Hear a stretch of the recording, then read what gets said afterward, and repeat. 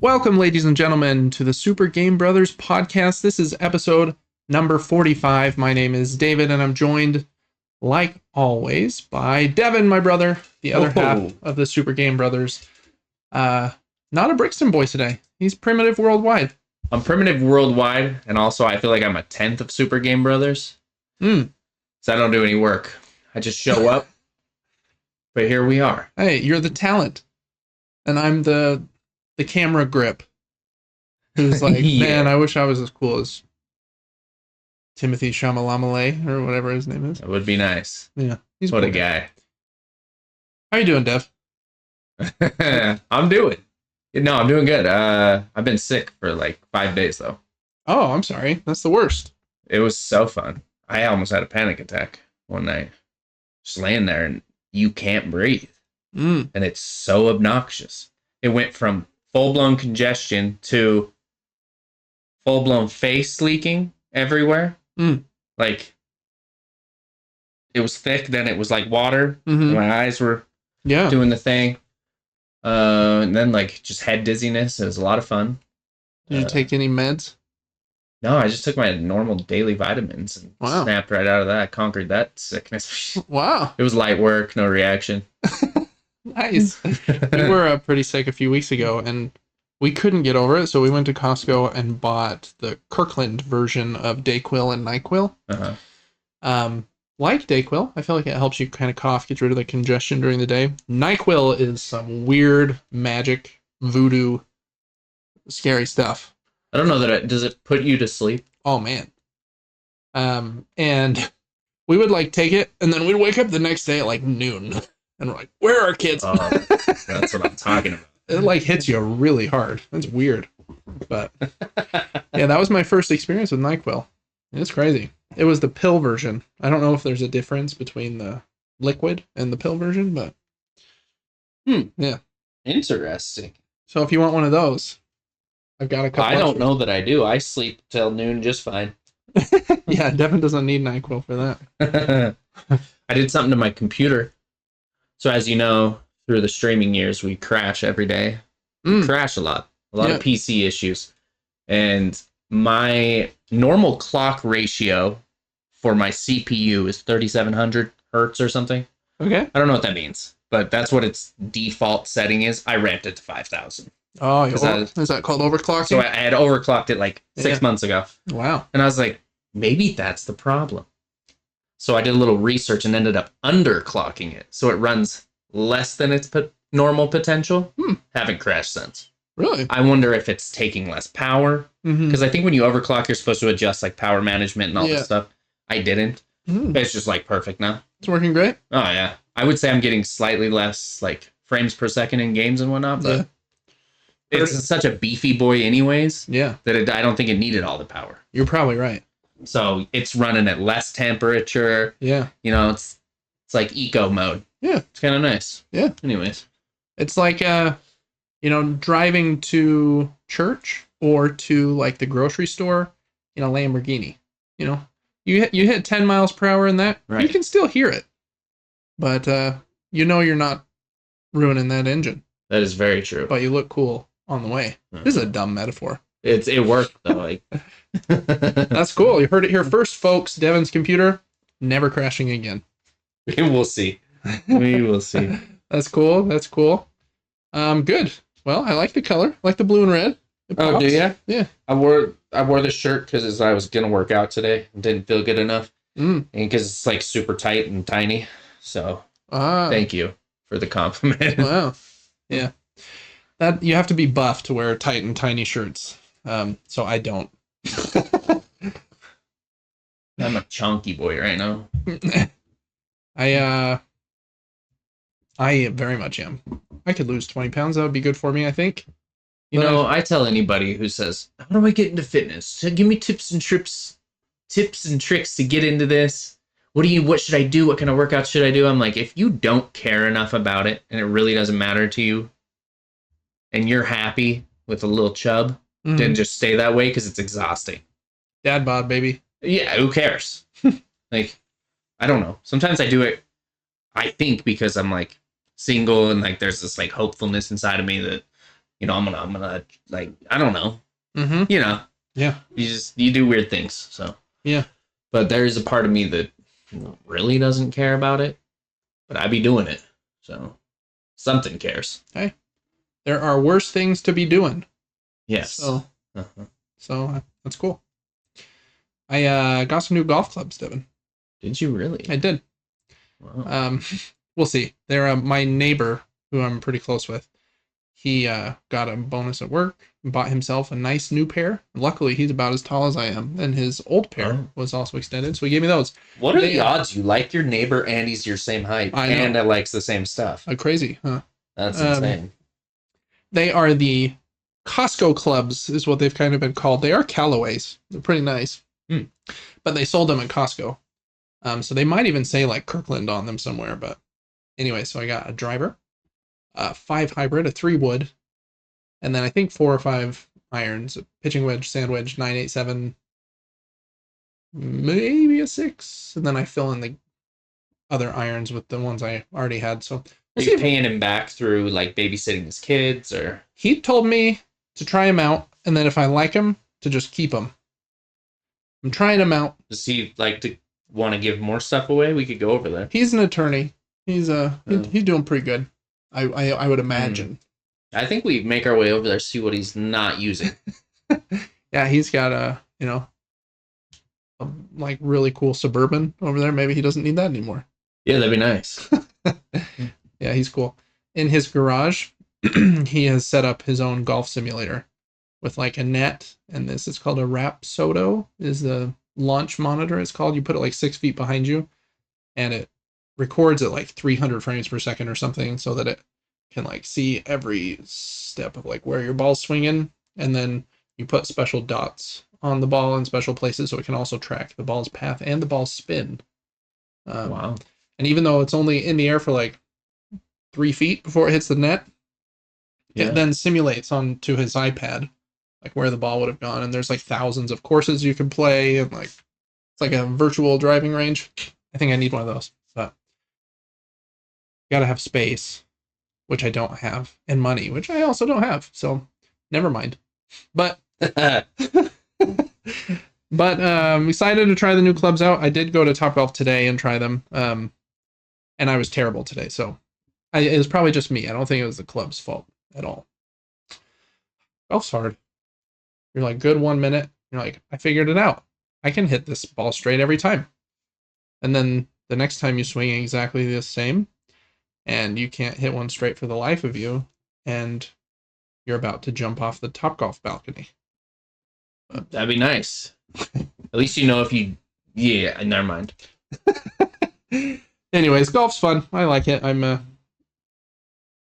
really want to get a subscription to a like really nice simulator place. You can get one for like $150, $200 a month,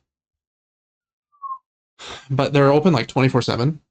And you like put in a code or whatever, so you book a time and then you go in. And the cool thing about them, just like my buddies a couple houses down, but even bigger, they have like the net and then a huge projector on the net as well. So like you hit the projector screen, which is like a special projector screen that won't break by being hit with a golf ball, and then it projects like where the ball would have flown on the screen, and then you can look over at a different screen and see like in slow motion where your club came through, so you can like see if you're coming over the top, or like if you're hitting like a weird slice. You can see all your stats, like was your club face square to path, and what was the spin speed, and that kind of feedback I feel like is gotta be helpful, because half the time I swing and I'm like, that one felt exactly the same, but the last one went straight, this one didn't. What's the difference? Yeah, it's hard to diagnose. I would say that's about the only way to really improve in that game. Yeah, you gotta know, because it's just like minuscule differences. But man, it's so fun. I am so into golf right now.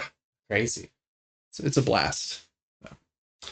Anyways, Devin, that brings us to Super Movie Brothers. Oh, I only have a couple things, and they're actually both TV shows. But I'm very excited to watch Severance. Loved the first season on Apple TV Plus or whatever it's called. But they're doing weekly releases, and so we've held off on watching any of season 2 yet because I think they're like 3 episodes in so far. And there's another show on there that we liked quite a bit too that we forgot a second season had come out, and that season is complete. So we started watching that, and that is Silo with Rebecca Ferguson. I think she's the most famous actor in that. Tim Robbins, I guess, is pretty famous too. He's the Shawshank Redemption guy. He's like the head of IT and like the mayor in this silo that protects. It's like a post-apocalyptic thing. These people are in a silo. They don't know why. If you do anything against the law, they send you out of the silo. And supposedly it's like radioactive and you'll die out there in minutes. So you don't want to go out. Or do you? Are they lying to you? Are they telling the truth? That's kind of the whole show. Second season, surprisingly good. I feel like second seasons are hard to get right. Because the first season's just like setting everything up and you're like, ooh, it's exciting. And how do they like keep that excitement level trajectory? But yeah, second season we've really enjoyed. It introduces this character, and in the first couple of episodes you can only see like his eyes through a slit in the door. And for like the first 5 minutes I was like, I know this voice and I can recognize those eyes. And ooh, don't tell me who it is after the show. I want to see if I can get it. Okay, I won't say the name then, but after a couple more minutes I got it. And lo and behold, in the next episode they revealed him, and it was who I thought it was. So I was pretty pumped to get that right. He does a great job. He's an actor I really like. And it was kind of cool. I didn't know he was going to be in it. So have you watched the first season? I think I've dabbled a little bit in Silo, but we only had Apple TV Plus on our upstairs TV, and I'm always downstairs, so yeah, no. Oh, you should just sign in to my Apple TV Plus on the downstairs TV. But yeah, it's good. I really like it. On Apple TV Plus, I think that show, Ted Lasso, and Severance are probably the best shows. I think they have some sci-fi shows as well that I want to try out, but I haven't done that yet. So watching that, we're probably 8 episodes in of 10, so we're getting close to the end of season 2. It's been excellent. Really like it. There's an actor in it who I've never seen before. He plays the sheriff, Sheriff Billings. And man, I really like him. I hope that the show kind of helps his career kind of explode, and he's putting more stuff, because I think he does such a good job. Really cool. So, anyways, Silo. It's good. And then still watching Beast Games, and we watch it every Thursday. It's fun. It just reminds me of like, what's that game show that had Howie Mandel and the cases? Deal or No Deal. It reminds me of Deal or No Deal, because I think mostly because he likes to bring money out in silver cases. Oh. But it also has like the same level of like halfway cheesiness and like building up drama, and it's like that show mixed with Survivor or something. But did you watch the latest episode, Devin? I've not. I'm probably at least one behind. Okay. In the latest episode, I won't spoil too much, but I won't tell you who the people are or anything, but there's 10 contestants left. And what he makes them do is they go back to Beast City, and they each have their own house now. They had like 10 houses that had 50 people in each of them at the beginning when 500 were at the city. Now there's 10 houses, 10 people. Calls them all out of their house, and there's a big box in like this center pavilion. And before he shows them what's in the box, he says, I need you all to choose a person to be given the key to house number 1. And they will choose the person that gets the key to house number 2, and then 2 will choose 3, and so on. And being earlier is better. So they choose somebody, that person chooses number 2, that person chooses number 3, till they're all assigned to a house. Then he reveals this box in the middle and says, okay, this box has $1 million in it. It's a big glass box. They can see inside of it. Everyone's going to go inside their house, and then in order from houses 1 to 10, you're going to come out of your house and take as much money from this box as you want. Oof. And then you'll go back in your house with that money, and then the next person will come out. So, in theory, everyone could come out take $100,000 each, and they're all kind of treating each other equally. That's how I would have done it, I think. Yeah, I'm excited for you to see that. There's a couple contestants who I think are so annoying and such like quiet manipulators, and yeah, I'm really excited for you to watch that one. But I'll just give you this hint: it does not go perfectly like that. Oh, I'm sure.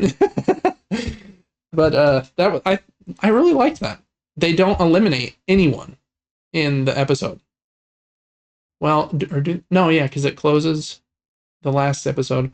So from those 10, nobody is eliminated during the entire episode. It's kind of the drama around how much they take from that box, which sets up the next event where people will be eliminated. But really good episode. Like it a lot. It was one of my favorites, to be honest. It's hard. If I was number one, knowing, okay, I've got a 1 in 10 chance now, all things being equal, of winning the 5 million pot at the end.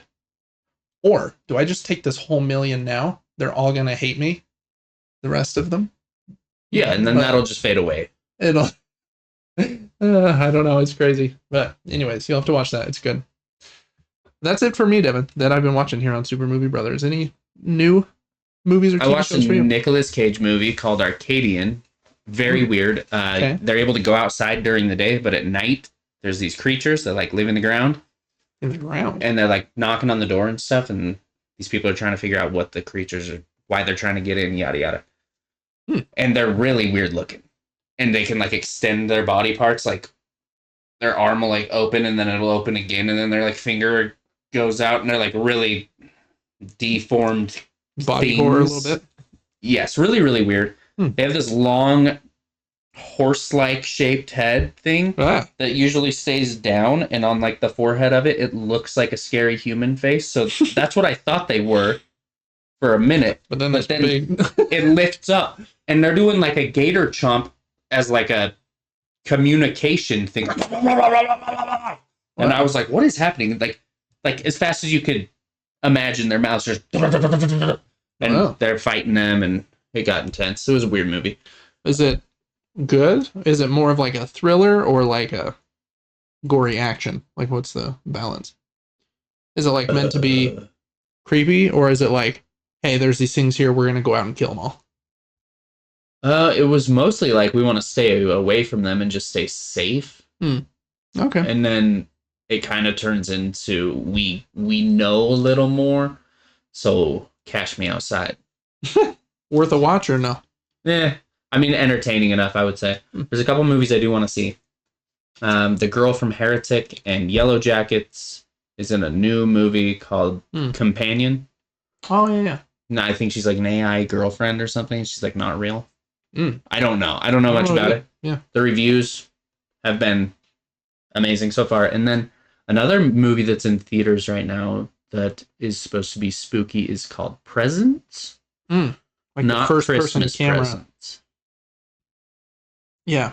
Presence, Presence. Correct, yes. And it has actually, it's like mid-6s on IMDb right now, which for the genre is pretty dang good. Yeah, it is, to be honest. And so that's what I'm looking forward to there. But no, I really haven't watched too much lately. Okay. I did watch the new season of Night Agent and The Recruit. They're both on Netflix. Okay. They're both fine. They're like exactly what you would expect them to be. Yeah. But okay. Other than that, nothing for me. All right. Well, that's it for Super Movie Brothers then, I guess. Devin, in the sports world, the biggest trade in probably NBA history happened. I saw this, yeah. Luka Doncic being traded from the Mavericks for Anthony Davis to the Lakers. It'll be a crazy few days to see what the fallout is from that. Even tonight when I was at Topgolf, another trade just broke. Jimmy Butler traded to the Warriors. So he's going to be playing with Steph Curry. And Andrew Wiggins and a few other players from the Warriors going to the Miami Heat. So I think the trade deadline was like tomorrow or next couple days. So a couple crazy trades. My favorite part, we're going to go up to the screen for this. Devin, throw me that first link right there. My favorite part of this was Luka tweeted this. His missed calls from the night when it was announced, because it was announced really late, like 10:30 p.m. on a Saturday, maybe. Um, and I thought it was pretty funny. Basically, there are like 12 or 15 missed calls from the GM of the Mavericks, and he didn't answer any of them, and then one call from LeBron. He did answer that one. Kind of funny. He had an interview today, I think in Los Angeles at the Lakers place, and I think you could tell he was pretty upset about how it had taken place, because they like didn't tell anyone beforehand. Like Anthony Davis found out while he was hanging out with his wife. Nobody knew. I don't even think they told LeBron, which is pretty crazy since he's almost like part of the coaching staff over there too. That's weird. As a player, you like get no say. Yeah, you can be traded. The craziest thing, it's going to be like a blessing for Luka, I think, in the long run. But there's this weird thing in the NBA, which is probably good, but it incentivizes players to stay with the team that they started their contract with. So Luka was eligible for what's called a super max contract extension at the end of this year, which would have been the biggest contract ever in NBA history. It was like $385 million over 4 years or something. And like in the last year, it was like $79 million in 1 year, which is nuts. Since he was traded and is no longer on the team that signed his contract, he's no longer eligible for a supermax extension, which in theory will cost him like tens and tens of millions of dollars. But I saw online there is like a way that the Lakers can structure it where he'll end up making more money in the long run. So at least at first, it looked kind of like, oof, mean move to like kick your biggest star out right before he's like eligible for his biggest contract extension. But he'll be fine. I've got two thoughts. Number one, Luka's living situation is going to get way more expensive. Going from Texas, where it's like, what is it, no income tax or something? There's something weird in Texas. That's going to be expensive. Number two, I'm calling it. They're going to start calling them the Lukers.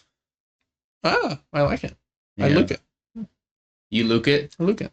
Yeah, it's going to happen. Trust. Okay. Yeah, I could see that. I also saw that he had just signed on a $15 million house in Texas. Oh, wow. Probably because he was expecting the Supermax to go through in the summer and stuff. So a big kind of a crazy thing there. I thought this tweet was kind of funny, though. So anyways. All right, Devin, I think we'll hop into the show then. First up, just want to give a little plug to our Patreon. This is a weekly podcast that we've been doing for almost a year.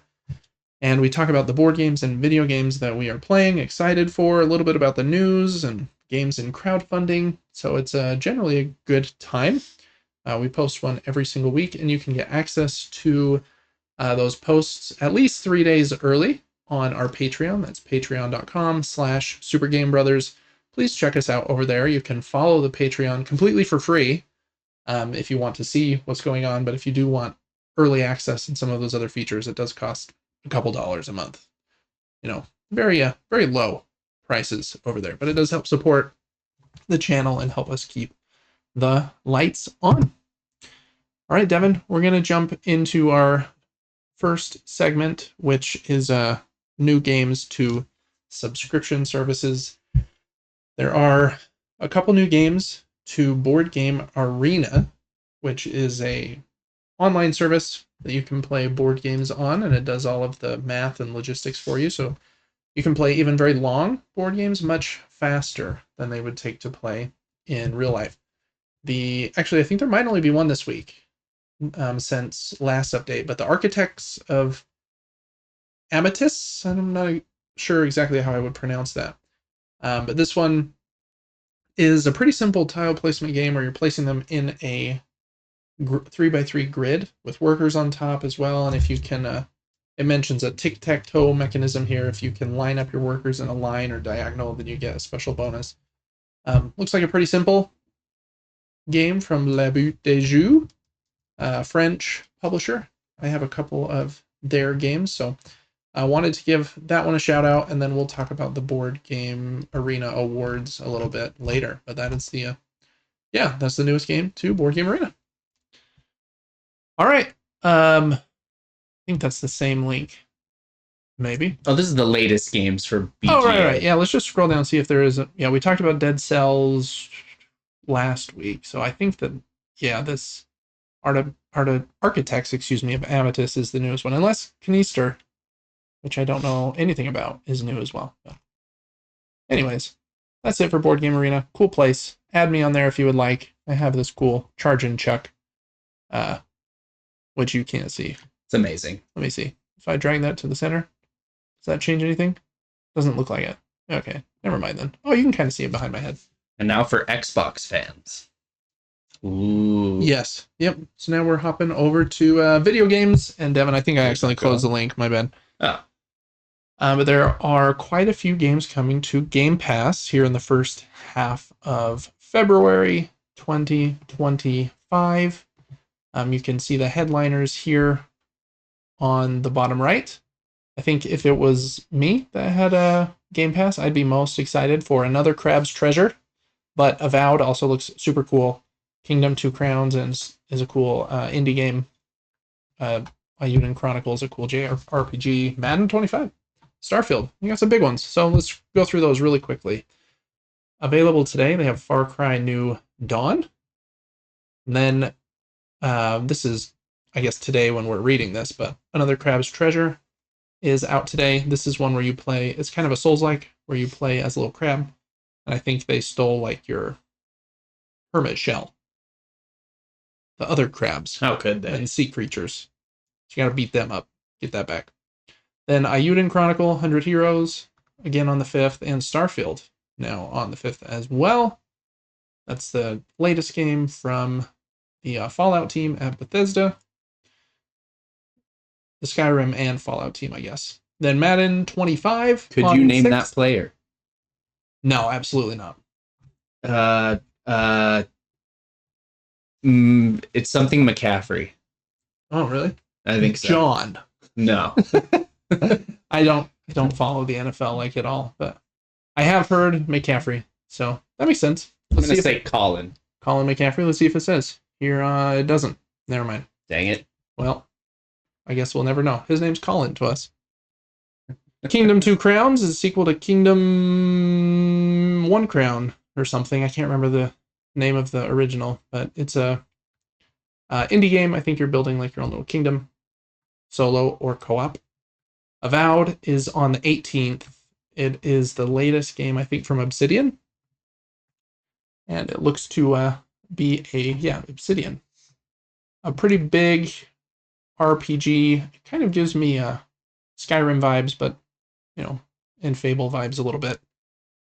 I know this is, since it is the biggest and closest, at least as far as time in the future, Xbox game, a lot of people are excited for Avowed. And then there are a couple others. Ninja Gaiden 2 Black came out last week, kind of a stealth release. And that one is available now on Game Pass as well. And Star Wars Jedi Survivor, which is an excellent game, but only if you have EA Play. So, there you go. If you have Game Pass, that's quite a bit of stuff for the first half of February. We should have a wave 2 in the next couple weeks. Alrighty, on the Epic Games Store, they have a free game like they do every week that you can add to your library. This week it is Beyond Blue, which looks a lot like Endless Ocean. If you remember that Wii game of basically diving and swimming with fish. I remember that game was a vibe. It was. I actually really liked it. But games like this, even if they're meant to be peaceful, so freaking scary to me. It is, yeah. It's not even fun for me. Yeah, it is hard. I don't know why I have such a fear of the ocean. What's it called? Thalassophobia is one of them. It's either the fear of like really large open space, or maybe it is the ocean itself. I can't remember. Ugh, I almost can't even watch that video. Yeah, it's rough. But anyways, add that to your Epic Game Store library. And I think that's all for new games to subscription services. Yes. Should have Prime Gaming's February games next week. But yeah, that's going to do it. So we're going to hop into what we have been playing. I've been playing a couple video games, Devin, this last week. One I've been talking about for a few weeks. Really enjoyed it. I actually finished it. Platinum trophy number 52 for David. Ender Magnolia Bloom in the Mist, which is the sequel to Ender Lilies. Very pretty Metroidvania game. I really like the art and the music, and I really like the variability of the game. You can create a build that is very different. I rate every game I play on like this app, just so I can remember like when I finished it and if I enjoyed it. I'm crazy. I like data.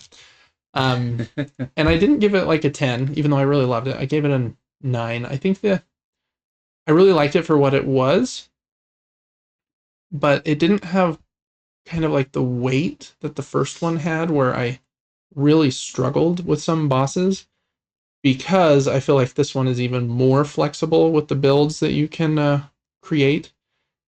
And I do think that the gun spirits that they allow you to use are very overpowered if you stack them. Oh, yeah. So I really didn't struggle with this game, even though I bumped it up to hard. You can bump it past hard, which is cool that they allow you to do that. But as like the most difficult standard difficulty, I still didn't struggle, except for maybe on the last boss with like the true ending. He's a little bit harder than normal. But the game is so excellent in all the other ways that I just am going to accept that it's not kind of looking for that same thing where you lose to a boss 30 times and you finally beat it and you have that sense of like accomplishment. This one is more about the experience, building that build, and just kind of going through the story that way. So I really liked it, but I found it easier than the first one, and I don't think that's necessarily disappointing, but it was just a different feeling, I think. Devin, you played this one a bit too. I think you understand like the different feeling too. Like this isn't Hollow Knight where you're really struggling with some areas. Yeah, a little bit like less rewarding when you beat bosses on the first or second try. Yeah. Yeah. Mm-hmm. Yeah. But again, like I said, everything else about the game is excellent. Really liked it. So Platinum Trophy 52, really enjoyed it. I would recommend it for sure. It's definitely worth the $20 or whatever it is. I started, after I finished that, just yesterday, I think, the next Metroidvania I wanted to play. So I'm just playing them back to back like a crazy person. This is Tales of Iron 2, Whiskers of Winter. This is much more going back towards like Hollow Knight, difficult, no like weird. I don't know yet because I'm not too far in, but there are bows and arrows and even some like light guns that you can craft. So maybe you can make a crazy build in this too, but it seems like there's a little less of that crazy variability, and it's more about being good with your dodges and your parries, and managing your health and your heals and kind of the spatial awareness. Very, very cool. I like the vibe. I like all the weird names they have for the different animals. Like there were some badgers that came out, and I think they called them stripe snouts because they have like stripes on their noses, and they don't call bats bats. I can't remember what they call them now. And they're snakes, and they're like called a snap or something. And they're cool names. There's a lot more variety in the enemies you fight. There's like owl enemies, and bats are kind of the main one. And then you're still fighting the frogs, depending on the region you're at, or in, and then spiders and snakes and owls. I might have mentioned one of those a couple of times, but yeah, very cool. It's very different. I like kind of going back to the more traditional dodging and attacking and dodge rolling kind of vibe, where Ender Magnolia had that, but the focus was really on like DPS and with a bit of dodging as well. So we'll see what one I like better. You can craft like tons of different armor sets and focus on like poison or shock damage or fire resistance. You can have a light or a medium or a heavy build. And I really like the artwork. Your character does like kind of move weird. Looks like two pieces of paper like kind of sliding against each other. Kind of odd, but I like the artwork. It's a surprisingly violent. It's only rated T, and like at one part, this boss like throws a severed head down the stairs at you, and you're like, in the first like few minutes, a person close to you like gets disemboweled and decapitated, and just like wow.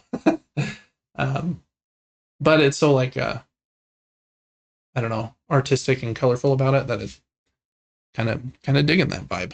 So, anyways, it's really good. Excited to play it some more. Tales of Iron 2.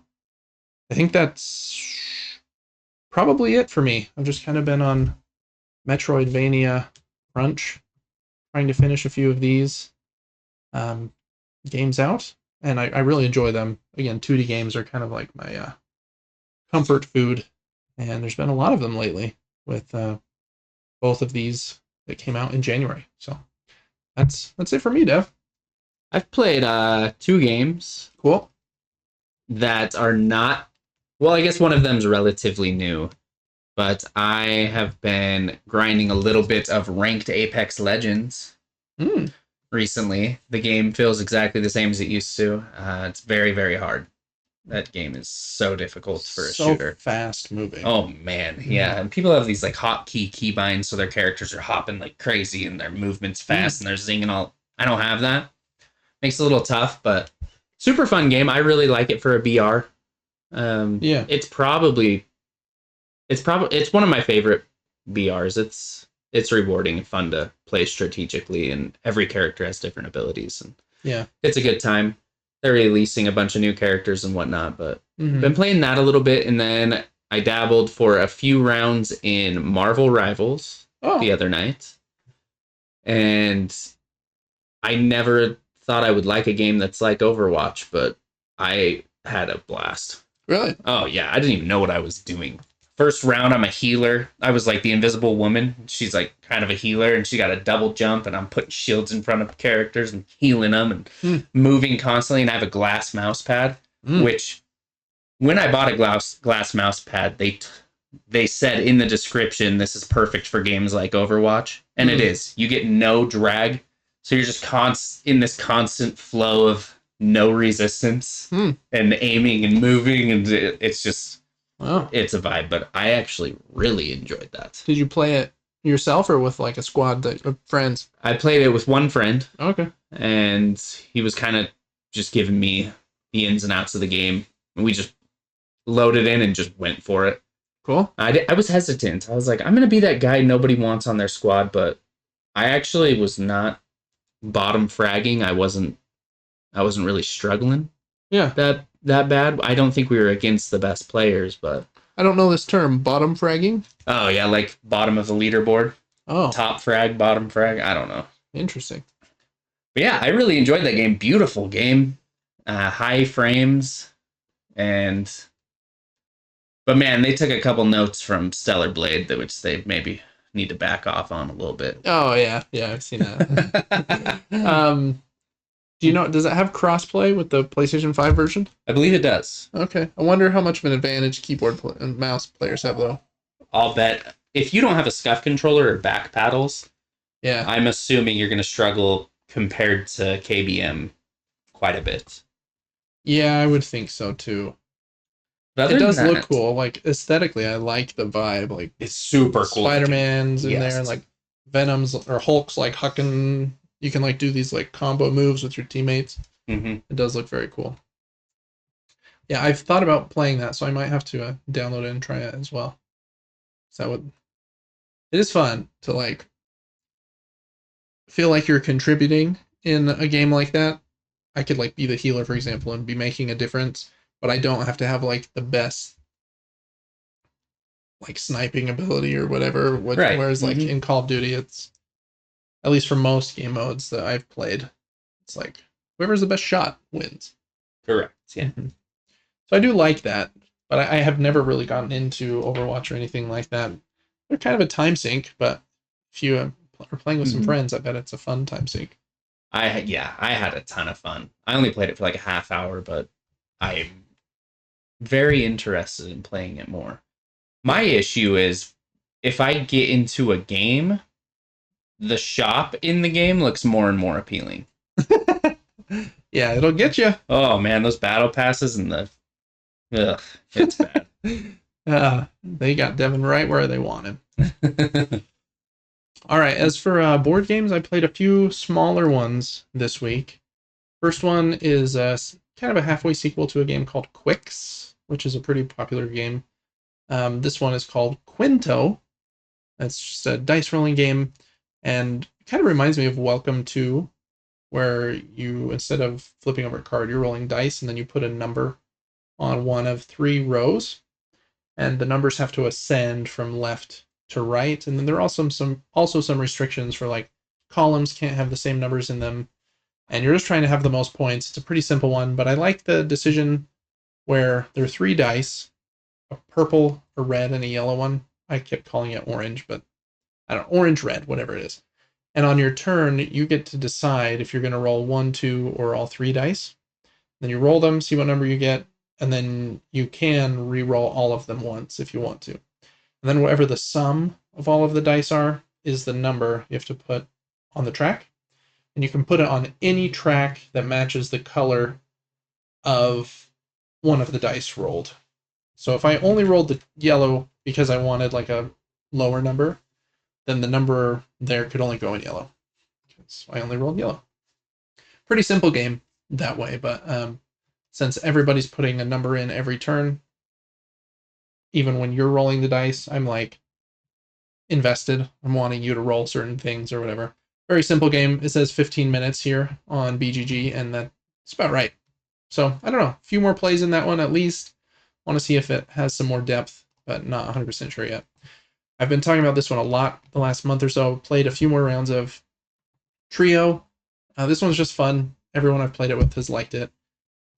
You definitely are better at it, though, if you have better memory. You have to basically remember the highest and lowest card that everyone you're playing with has, as well as the position of like about 8 cards in the middle of the board. Like, okay, there was a 2 there, and his highest card was a 7, and his lowest card was a 3, and you're trying to remember that so that you can find 3 of the same number.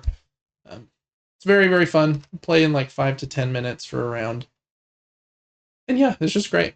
So, not much more to say about Trio, other than it's super if you want like a card game you can play with anyone. And then I played Deduckto again. This is a deduction game. You have hand of cards. One is facing out, trying to figure out what that card is it's facing out by playing your cards that are facing you, and then the other players will say yes or no if that card matches in any way with your the one you played. It's cool. It's hard. I'm not very good at it still, but that's Deduckto. All right, that's all the board games I played this week, Devin. I didn't get to play like a big, complex one, which bums me out a little bit, but hey, we'll get some of those in. I played a board game. What? Kind of. Like, it was quick. We were eating dinner, and our brother was like, hey, who wants to play this? And I kind of got roped into it, and I just played it. I'm excited. Is it BFF? B? Is that what it is? Oh, I don't know. No.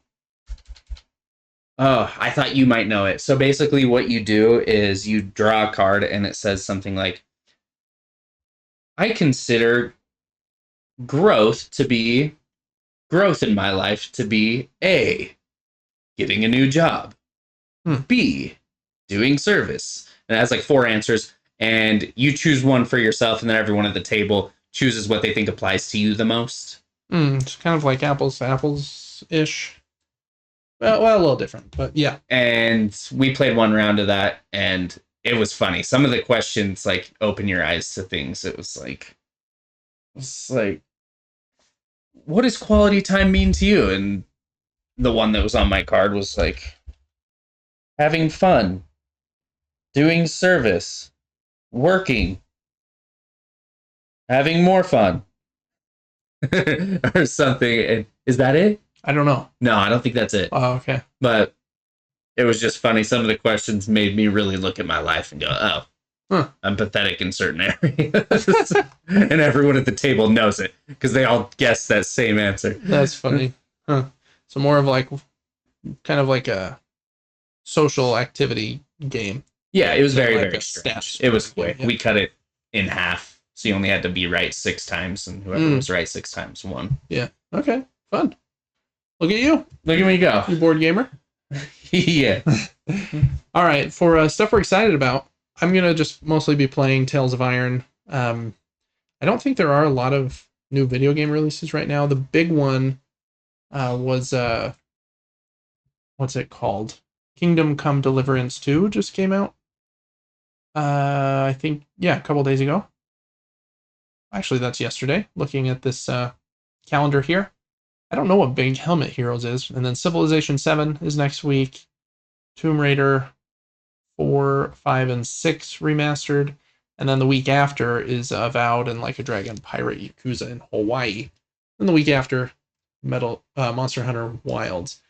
I don't think I will play most of those. So I'm on Tales of Iron for the next few weeks until I figure out what is next. Devin, any of those games coming out in February going to be a Devin game? Or I'm looking forward to March here too. I'm very picky with games I'm going to buy at full price, like the big ones. Doom: The Dark Ages does look very cool. Yeah, I don't know. We'll see. I did play one other game, actually. It was called, like, Keep Talking or Everybody Explodes or something. Mm-hmm. I played that. Oh, you have? So I was just on Google.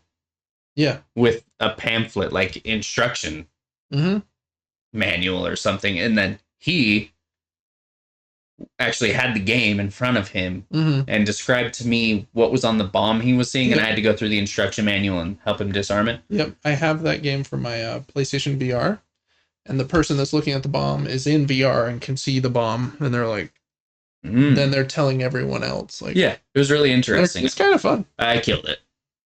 As in, you blew up, or you I defused that thing? I understood that game very well. And oh, nice. We thrived. Nice. Yeah, that's a fun one. Very unique, for sure. Let's see. Other than that, board games. I do have one. I'm very pumped to get here. It should be here any day. They said it was going to ship on the 20th of January, I think, or that week. So I imagine my copy is going to be here. And I don't know. I feel like I maybe would have gotten like a shipping notification. So I'm always a little unsure with Kickstarter games. But Dice Throne Missions. I guess it's Marvel Dice. We got the double load here. Marvel Dice Throne Missions should be here very soon. And you choose your Dice Throne characters, and then you play a mission against one of 20 different Marvel villains. And it'll have like one side, defeating mobs, getting to the villain, flip it over. And they're much shorter than Dice Throne Adventures. So I'm very pumped for this one. I have like comes with so many missions and like cool acrylic pieces, like this crisis clock on the side, like magnets to the board. The pieces look really cool. I like Dice Throne a lot. I think this is one that I'll play solo quite a bit, or we could even play it cooperative because it's a cooperative game. Kind of move through the map, fight some baddies. So very excited for that one. Hopefully it's soon. I don't perfectly know. I could probably look at updates here, but I try not to get too sucked into those updates because they're never 100% accurate. All right. That's it for stuff we're excited for, Devin. So that's going to bring us to the news. So first up, Mini Nuke. Oh yeah, here we go. The news mini nuke, where we don't linger too much on anything, but at least some highlights. Capcom had what they called like a spotlight presentation, and they had a few things that they announced here. This is kind of an overview on the PlayStation blog, but they're making a new Onimusha game, which is kind of like it's a game from the PlayStation 2, I think, that had 2 or 3 different games. I think you're like a ninja, kind of halfway, gives me like Ninja Gaiden vibes, but quite a bit different. They're making a new one called Samurai's. That's not it. Called Way of the Sword, and they had a new trailer for that. So if you want to watch that full trailer, you can. They show like a new character or a few new characters, new area. Comes out next year in 2026. But then they announced that a remake of the PlayStation 2 game Onimusha Samurai's Destiny will be coming to PlayStation 4 this year in 2025. I think that was the second one in like the Onimusha series. It's probably its own standalone story, or they probably would have started with the first one. But anyways, so an Onimusha remaster this year, new game in the series next year, and then they showed some new stuff for Monster Hunter Wilds. I think that maybe I missed something. No, I think that's it. A new area, a couple new monsters, I think, and then an upcoming second open beta test if you want to join that, where you can. It says it will include new features such as an advanced quest with the game's flagship monster Arkveld. Flagship monster, huh? So they like some monsters more than others. Don't hate me for this, but throwing out too many beta tests for your game, I feel like could be detrimental. And you got to be careful, yeah. You do. It made me not want to buy the game. I was like, I don't need to play this. Yeah, I feel like a beta test for a game like this that takes so much time investment to like get into and get your build, and I feel like the 3 hours or whatever it gave you was not enough time to even let you know if you liked it.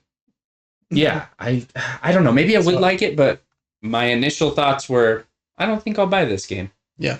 Which was sad because I was excited to try it. Yeah. Very popular series. I just haven't gotten into one either. I'd rather play this. Yeah. Capcom Fighting Collection 2. Yep. They had the Capcom Fighting Collection first one come out, I think, last year. And this is number 2, launches May 16th. And it is how many games? Does it say here? I thought it would tell me the number, but I guess they're listed here. 1, 2, 3, 4, 5, 6, 7, 8 classic Capcom fighting games in this collection. You got Capcom vs. SNK Millennium Fight 2000 Pro, Capcom vs. SNK 2 Mark of the Millennium 2001, Capcom Fighting Evolution, Street Fighter Alpha 3 Upper, Power Stone, Power Stone 2, Project Justice, and Plasma Sword Nightmare of Bill Stein. Wow. I'm not into the fighting game community like at all, but Marvel vs. Capcom 2 and Street Fighter 2, I think, are like both like amazing. And I think these are like some of the lesser known ones a little bit, but some people just love that genre. And so there's a bunch more games coming for you the day before my birthday. I respect it. I just need a little more in game sometimes. I like to be able to run around and, not just move left and right and up and down. Yeah, I kind of agree. Like, I really like games like Rocket League that are like ultra competitive and you're trying to like outwit the other players. But in like a fighter, I feel like there's,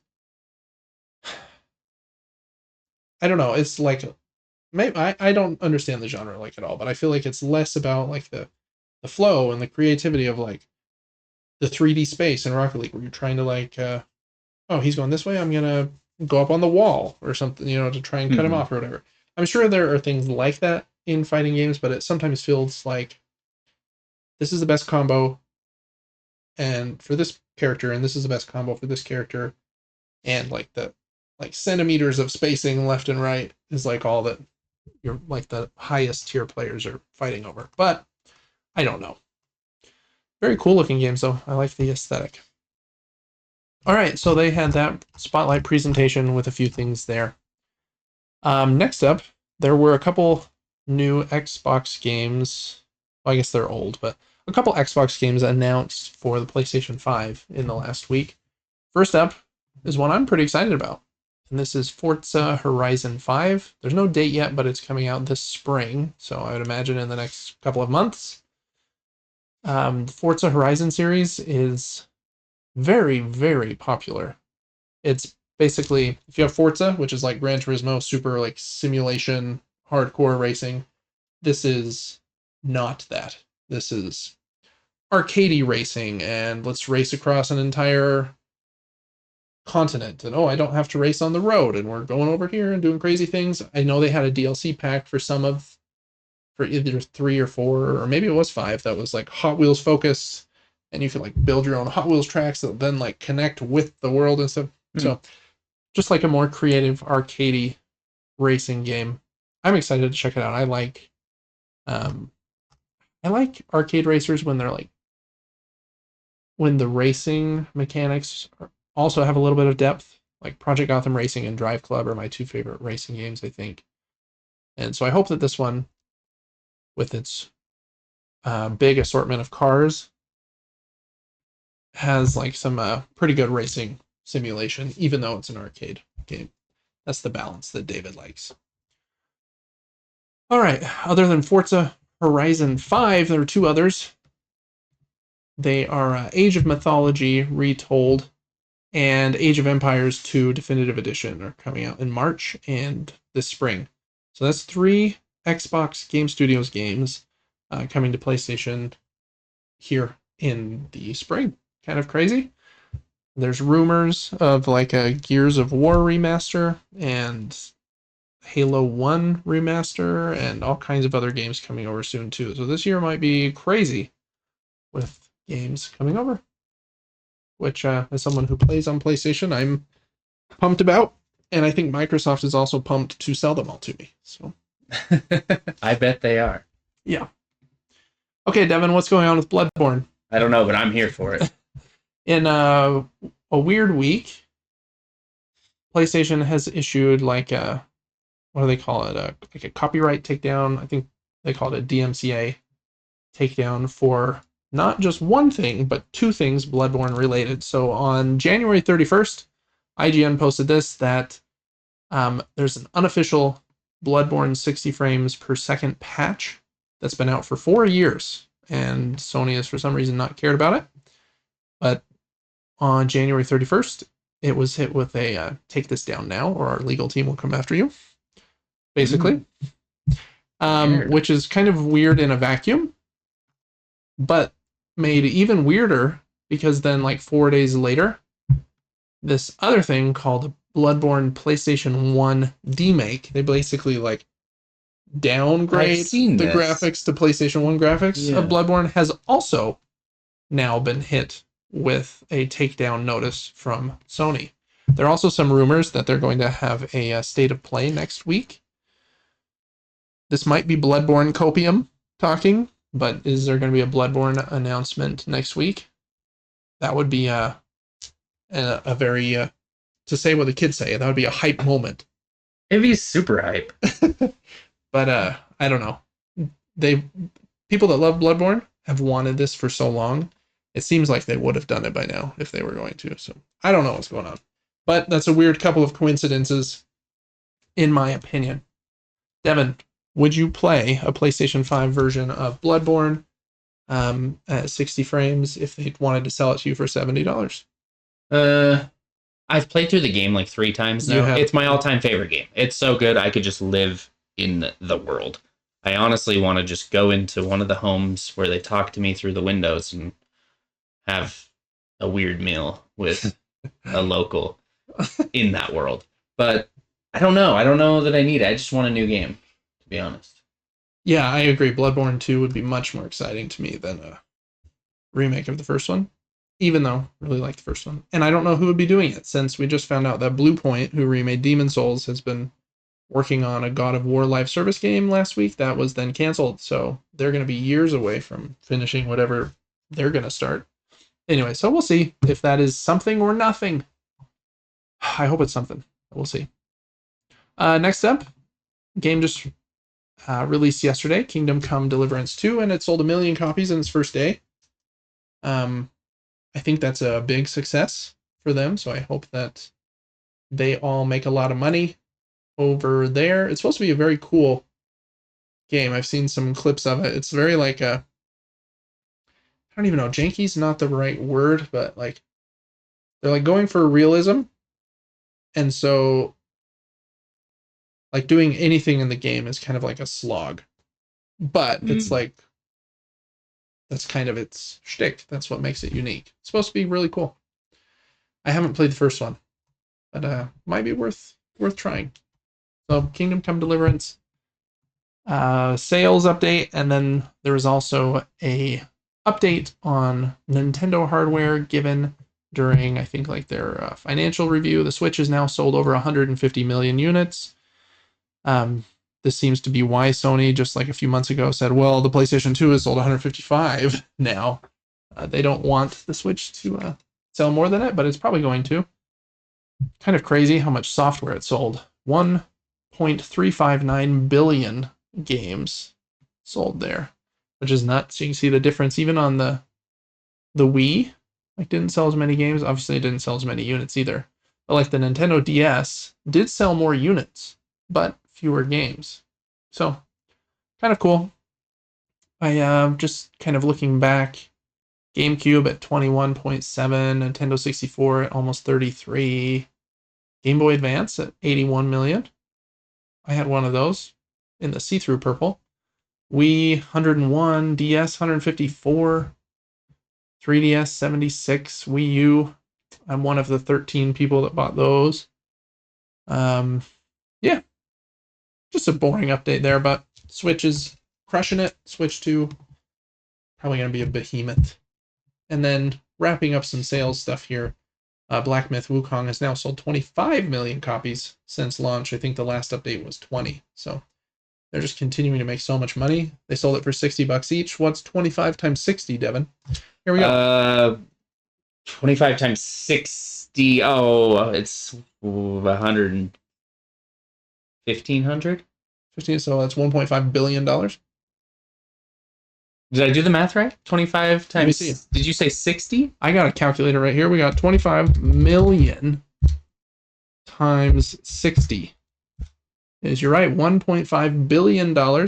Obviously, they don't make all of that. They would make 70% because they have to pay 30% to Steam or to Sony or to Xbox. So if we times that times 0.7, so they'll get 70%. Companies probably made about $1 billion. Wow. Well done. Yeah. Obviously, they have marketing and costs and crap, but that's a lot of money. 25 million copies is a humongous success. All right. A couple other smaller things.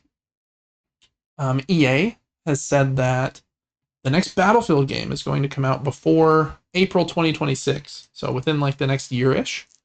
And there's going to be a Battlefield Labs like community program, and they showed like 10 seconds of this pre-alpha gameplay footage in this clip that is so hectic to watch. You can't really tell what's going on. I think on purpose, but the last Battlefield game, what was it called? 2048 or something? I feel like it was a huge, not bomb, but like people didn't like it. And like a really bad. So I hope that this one's good for them. I really liked Battlefield 3. I thought it was like very cool back in the day. Like, wow, this has 64 players on a map where like Call of Duty had like 16 at the time or whatever. It felt different. You're like in airplanes all of a sudden, buildings are falling down. I like the vibe, but it's almost too crazy because of that, where people that are really good at the game, they know like, okay, this wall will crumble in this way, and if I know how to like throw an airplane at a building, or I don't know. I feel like the skill ceiling in this one is more about like learning the maps. Maybe not. Maybe I'm talking falsities over here, but Have you ever played BattleBit? no, Do you know what it is? I don't. It looks like Minecraft, but it's like Battlefield. Oh, wow. Like the graphics look just like Minecraft, and you run around and it's like 120 v 120, and it's just war. That's funny. Yeah, it's honestly way fun. Yeah. I like the idea. But some first-person shooters just kind of blend together for me sometimes. So hopefully this one can stand out a little bit. Lots of competition in that arena. All right, that's it for video game news. Other than there is I guess this isn't video game related. In movie news, there's a new trailer for Jurassic World Rebirth. I'm not going to pull the trailer up because that is the thing that seems to most often get our videos flagged for copyright issues. So if you want to watch a Jurassic World Rebirth trailer, the stars are Scarlett Johansson, Mahershala Ali, and Jonathan Bailey. I think it has a cool vibe, but I've only seen a few screenshots. I haven't watched the trailer yet. Comes out on July 2nd. Really love Jurassic Park, the first one. Mm-hmm. Same. I even like the second one. Okay, and Jurassic Park 3 I liked growing up as a kid. I've struggled with some of the other ones though. Chris Pratt I feel like does a pretty good job in them, but when he's like riding a motorcycle next to all the velociraptors as like his buddies. I'm just like, what are we doing? I like the vibe of the first one. It's more like a horror movie. Like the kids hiding in that kitchen from those velociraptors. Like, Oh yeah. such great, like scariness. I can talk. That guy's in the bathroom stall in the middle of the parking lot. Mm-hmm. T-Rex eats him off there. Yeah. Yeah. He's like, there'll be no bathroom breaks. Not in my park. So, anyways, check that out as well. All right, board game news, not a lot, but I did want to just highlight the winners of the Board Game Arena Awards in 2025. So the users on Board Game Arena voted for the games that, where is it? Here? And here. There we go. That they thought were the best in, is it 5 categories? Yeah, best casual game, regular game, expert game, 2-player game, and animals game. I guess game with animal themes. There are a lot of those, so I guess that kind of makes sense to be a category. So the winners for those are Castle Combo won the casual game, the very popular game this year, just barely over Captain Flip, which won a lot of awards last year. So that makes sense. I've actually not played either one of those yet, but they are on my to-play list. Best regular game was Harmonies by quite a margin. That's an excellent one. I have it behind me on the shelf. Super game. Love it. It's kind of replaced Azul for me. Best expert game is one I really want to try called Darwin's Journey. We talked about an expansion to that game on Kickstarter just last week. And best 2-player game, Splendor Duel. Very popular game. I imagine and then Altered actually was number 2. If Duel for Middle Earth had come out this year on here, I think it probably would have won. But yeah, Splendor Duel. Man, 63% of the vote there. Kind of crazy. And best animals game, The Wolves. I have that one too in the closet. Just barely beat Mountain Goats, which I also have. Which beat New York Zoo, which I've almost bought a few times. I don't have that one. Which barely beat Cat in the Box, which I also have. So I got 3 of those. How many of these up here do I have? I don't have any of those ones. I have Age of Innovation from those 4. And I have Ares Expedition, Terraforming Mars, just not the base one. I had Cartographers, sold that. Do have Harmonies. And don't have any of those. So there you go. Just a little humble brag there. All right, so that's it for the Board Game Arena Awards. I thought it was just kind of fun to see what people voted for that play on there a lot. Again, very cool platform. You can play totally for free. Can't start every game for free. Some of them are premium. You have to be like the $5 a month premium players in order to start a table, but you can join a table if like your friend is premium, totally for free. So very cool system. All right, Devin, I think that's going to bring us to a crowdfunding corner. So if you want to send me that first link, I'm going to get my start of a video voice ready, and we're going to have a fake restart here in the middle. And this will be fun. Okay, Devin, crowdfunding corner for the week of February. I think this will be 7th when this goes live. There are, I think, 6 projects here that I wanted to give a shout out that are ending in like the next 5 to, 14 days. And I think all of them this week are on Kickstarter, but sometimes they're on GameFound or other crowdfunding platforms. This first one is a trilogy of expansions. This company, Garfield Games, they make games so fast, I don't even know how anyone keeps up with them. They kind of make them in trilogies as well, where they had Architects of the West Kingdom, Paladins of the West Kingdom, and is it Scholars of the West Kingdom? I can't remember. I have Architects, but I don't have the other 2. Those came out in like a boom, boom, boom period. And then they have a whole other trilogy before that. And then the South Tigris trilogy already has Wayfarers and Scholars and Inventors out. Anyways, this campaign is for an expansion for all 3 of those games and like a campaign expansion that ties all three of them together. Kind of crazy. I don't have any of those three yet. I'm so far behind on Garfield stuff, but they do really excellent games.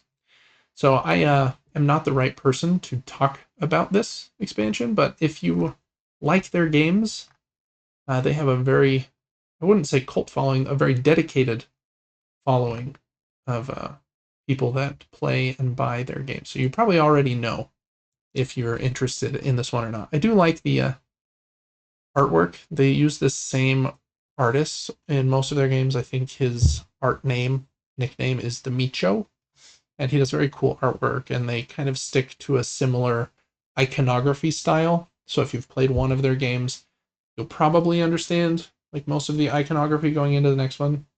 You'll still have to read the rulebook. They're pretty complex games, but I think that's a cool thing that they do. So anyways, check out this campaign if you like Garfield games and have any of the South Tigris trilogy, because there's an expansion for each and that campaign expansion. You can see a lot of people like them, and there's 6 days left, so it ends on February 12th. So that's this coming Wednesday. Okay, next up is a game called Baghdad. This is from Alley Cat Games, who I really like them as a publisher. They make really cool games, or publish them. This game is designed by Fabio Lopiano, and I'm not going to pronounce his name right, but I think it's Nestore Mangone. Especially Lopiano, super famous board game designer, and this is a pretty complex game. I think Alley Cat Games puts it in their advanced line, so it's definitely not simple. But you are trying to be like the best ruler, I think, of Baghdad, and you're building up this like central building and moving along this giant circular board. Has a very cool vibe. I wanted to show the board here. I think it's pretty cool looking. I like a circular board for some reason. Make it a circle. And I'm like, oh, it's not a square. Take my credit card. Yeah. And then I give them my circular credit card. Wonderful. Yeah. I don't know too much more about this game, but I think it looks very cool. With their games, I usually wait for retail. But you won't get the fancy stuff and like the included expansion. But most of their games do come to retail. I just can't kickstart everything. I don't have enough money, you know. So, very cool looking game. Kind of a unique theme too, in my opinion. All right. That's, I think, all I wanted to say about this one. I'm just, here's some of the other games they've designed. Autobahn, Shackleton Base, and now Baghdad. So, I'm just kind of scrolling at this point. We're going to go back up to the top. This one ends on the 13th on Kickstarter. That is Baghdad. Okay, this next one, I hadn't even seen before today, and I am very, I don't know if surprised or impressed by how many people are backing. It almost says 11,000 backers. Wow. So almost $600,000. This game is called A Place for All My Books, and it's a pretty simple, but kind of cool and mostly cute looking game from a company called Smirk and Dagger.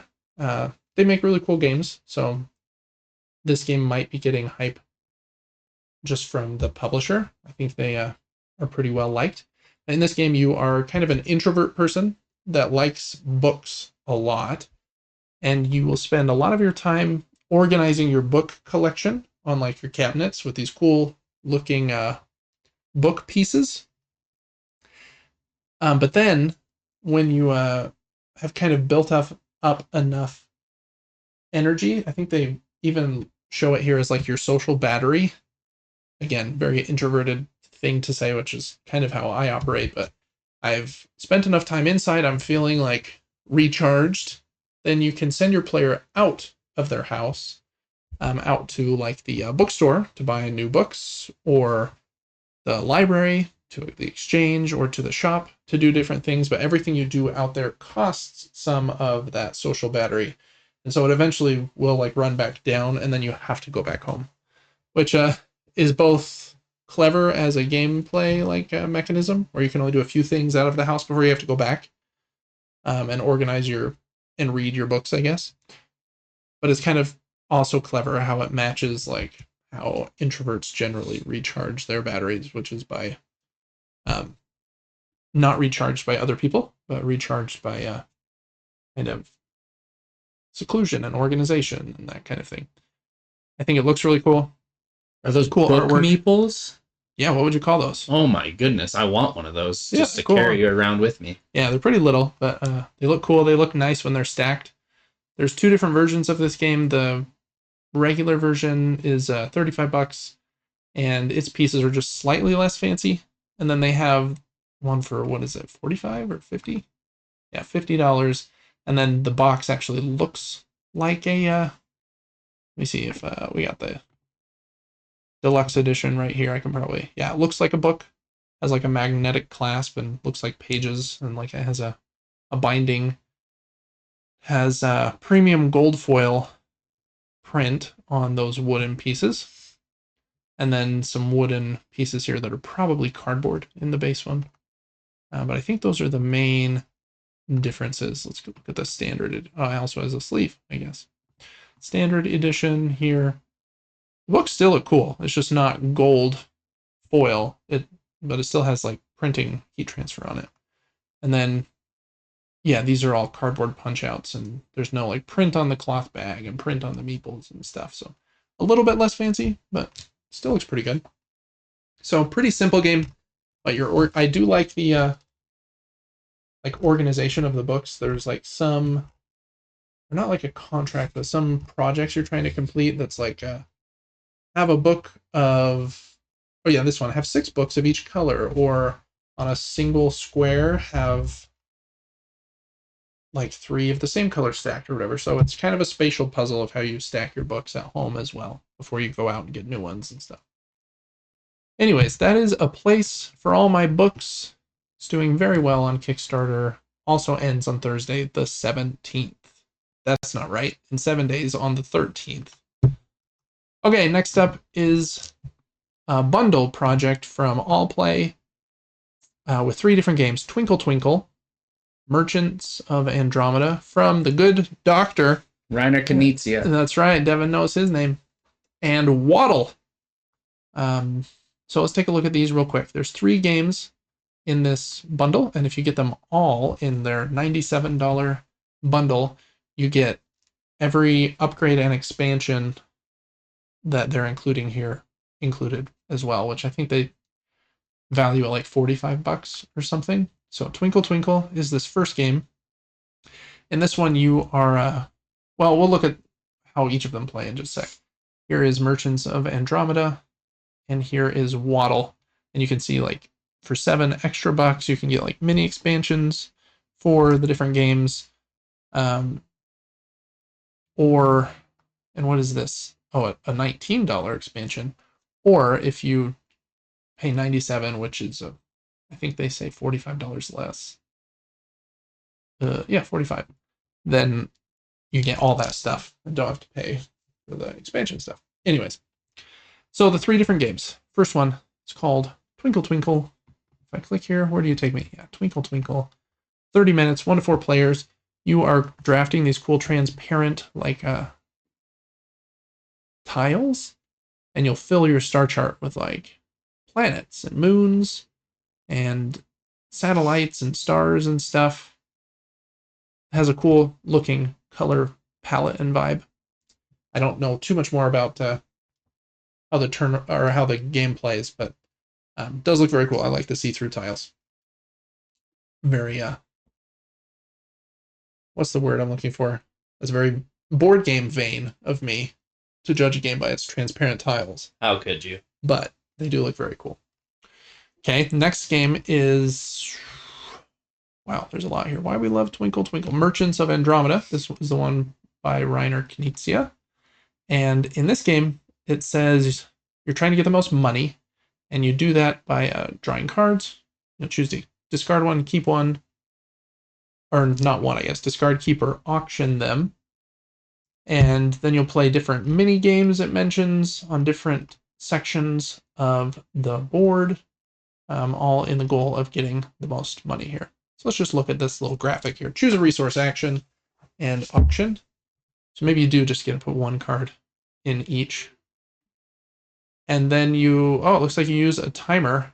And this is called a Dutch auction, I think, where basically the longer you stay in the auction, the more you have to pay, I think.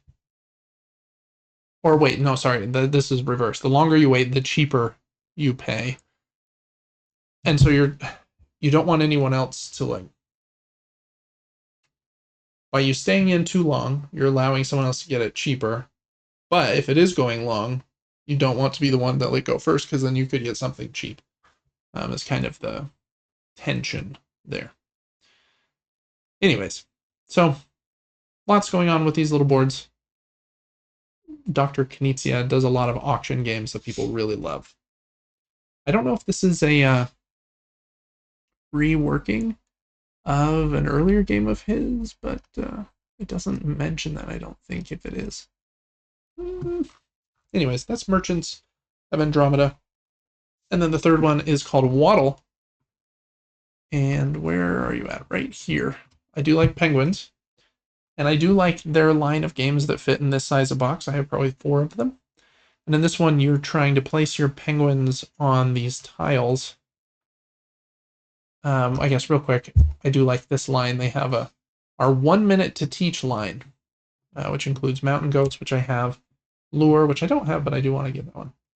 And you're placing out tiles, then you're placing out your penguin meeples, and then I do like the turn order track is these 2 marble tracks. And let me see. So you put the penguins out, trying to get them next to fish to catch fish points. And then once you pass, then you take your marble from one track, put it in the next track, and you'll be first in the next round. So the earlier you pass, you can be first in the next round.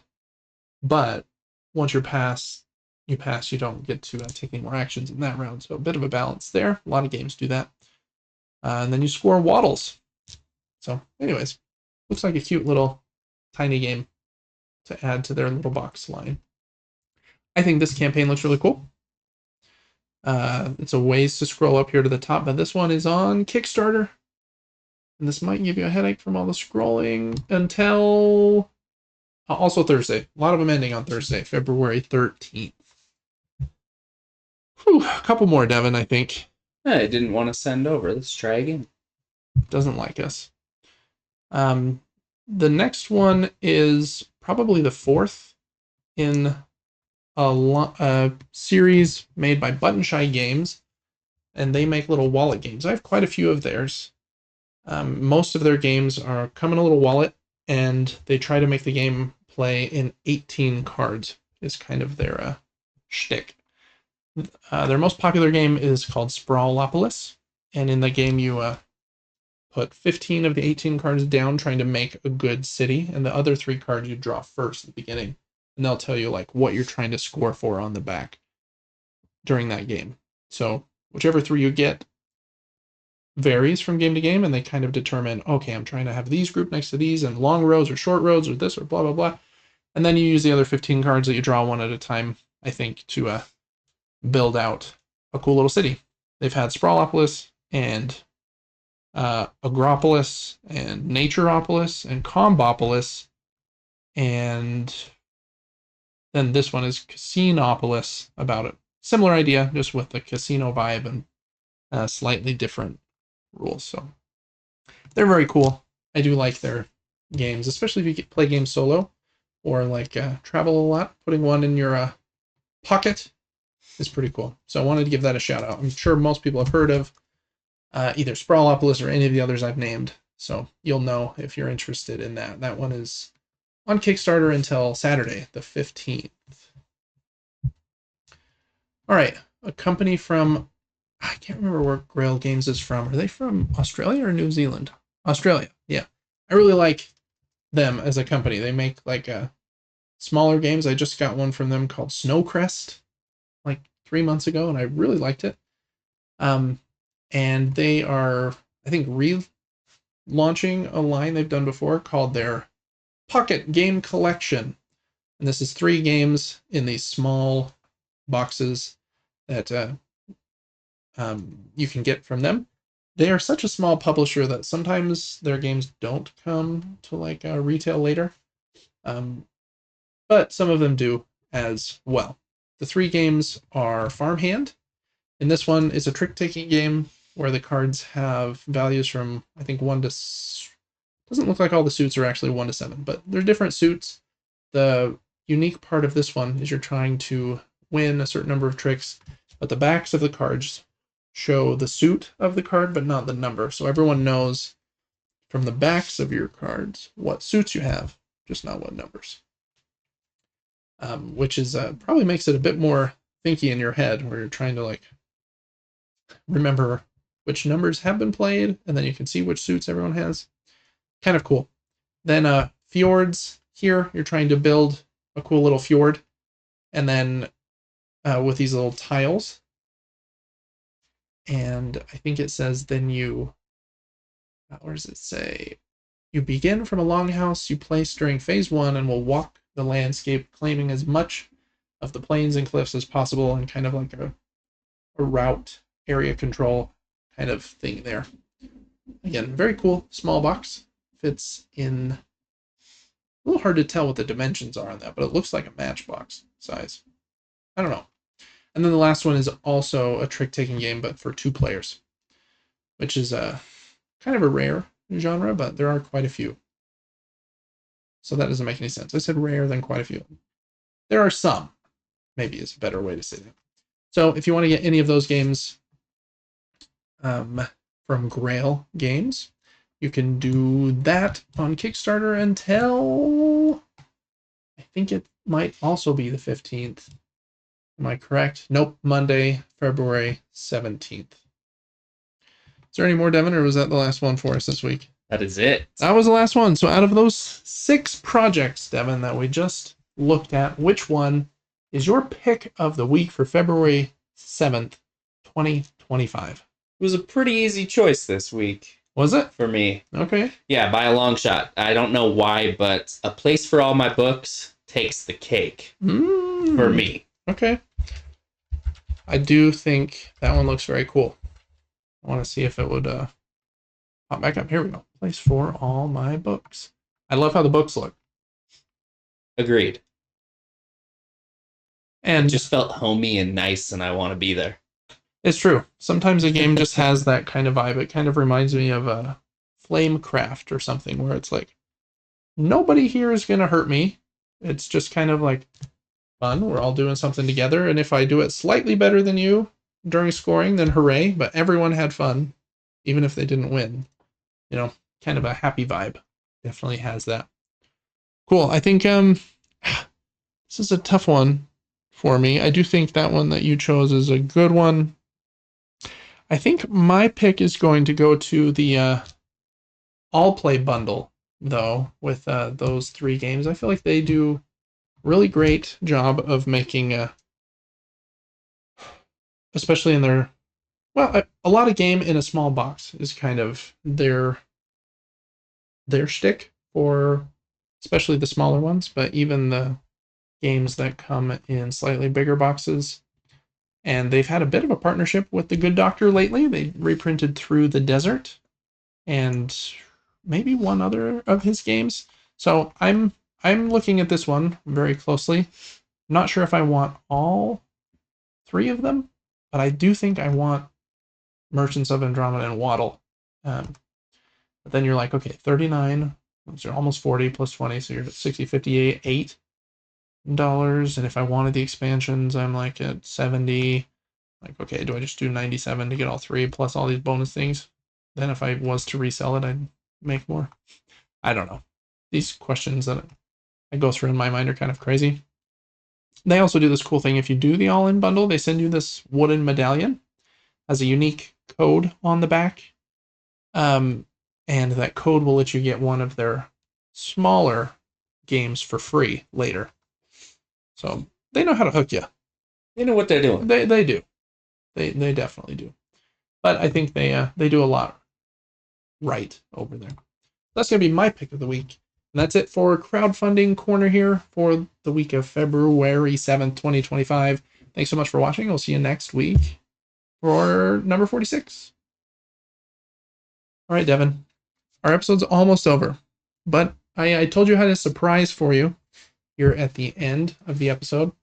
And just a little peek behind the curtain. I'm trying to think of like, how do we get the podcast out there a little bit more? We've talked about this behind the scenes a little bit. Like, we need little clippable things. Something that can be a 20, 30, 60-second clip that are easy to replicate, fun, funny. I feel like things that usually do well in video game and board game spaces are like, my top 5 favorite games of the month, or here's a game that you haven't played that you maybe should have. If you like this game, then here's a different one you might like.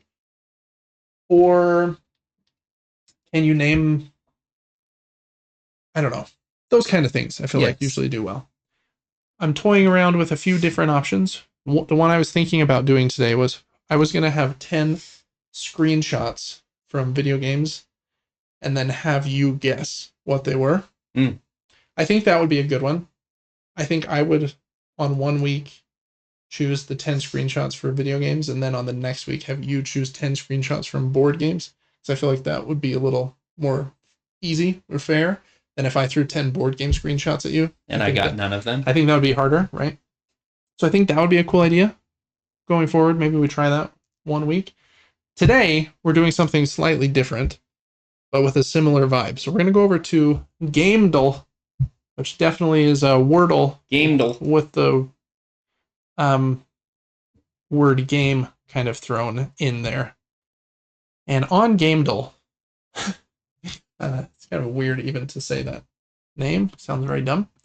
But there are a few different things here. Let me close this. You're trying to guess a video game. Oh, boy. And they have easy, medium, and hard. We're going to do some easies and then some mediums today. The easy ones are by the game's cover. So it'll have the game's cover, some of it kind of halfway blurred and pixelated, and then part of it is clear. And then you get to make a guess. You have 6 guesses. Are we both going to be guessing? I won't know them either, so yeah, we'll both be doing this together. And so I think that'll be fun. Then we'll try some of the I want to try this artwork one because I think that's a cool vibe too. It doesn't look like they have the artwork one in Unlimited, so we'll have to try that a different way. But so for each of these, I'm going to have a dumb intro so that I can split them up into like little shorts. But perfect. It'll be fine. Okay, games newer than, games older than. Oh, a time limit. Wow. Sports industry. Weird. We're just gonna. Okay, I don't want. You didn't want that? I don't want the ads. Get out of here, Best Buy. Can I block them on here? Pause on this site? That would be pausing the ad blocker. So I don't want to do that. Oh.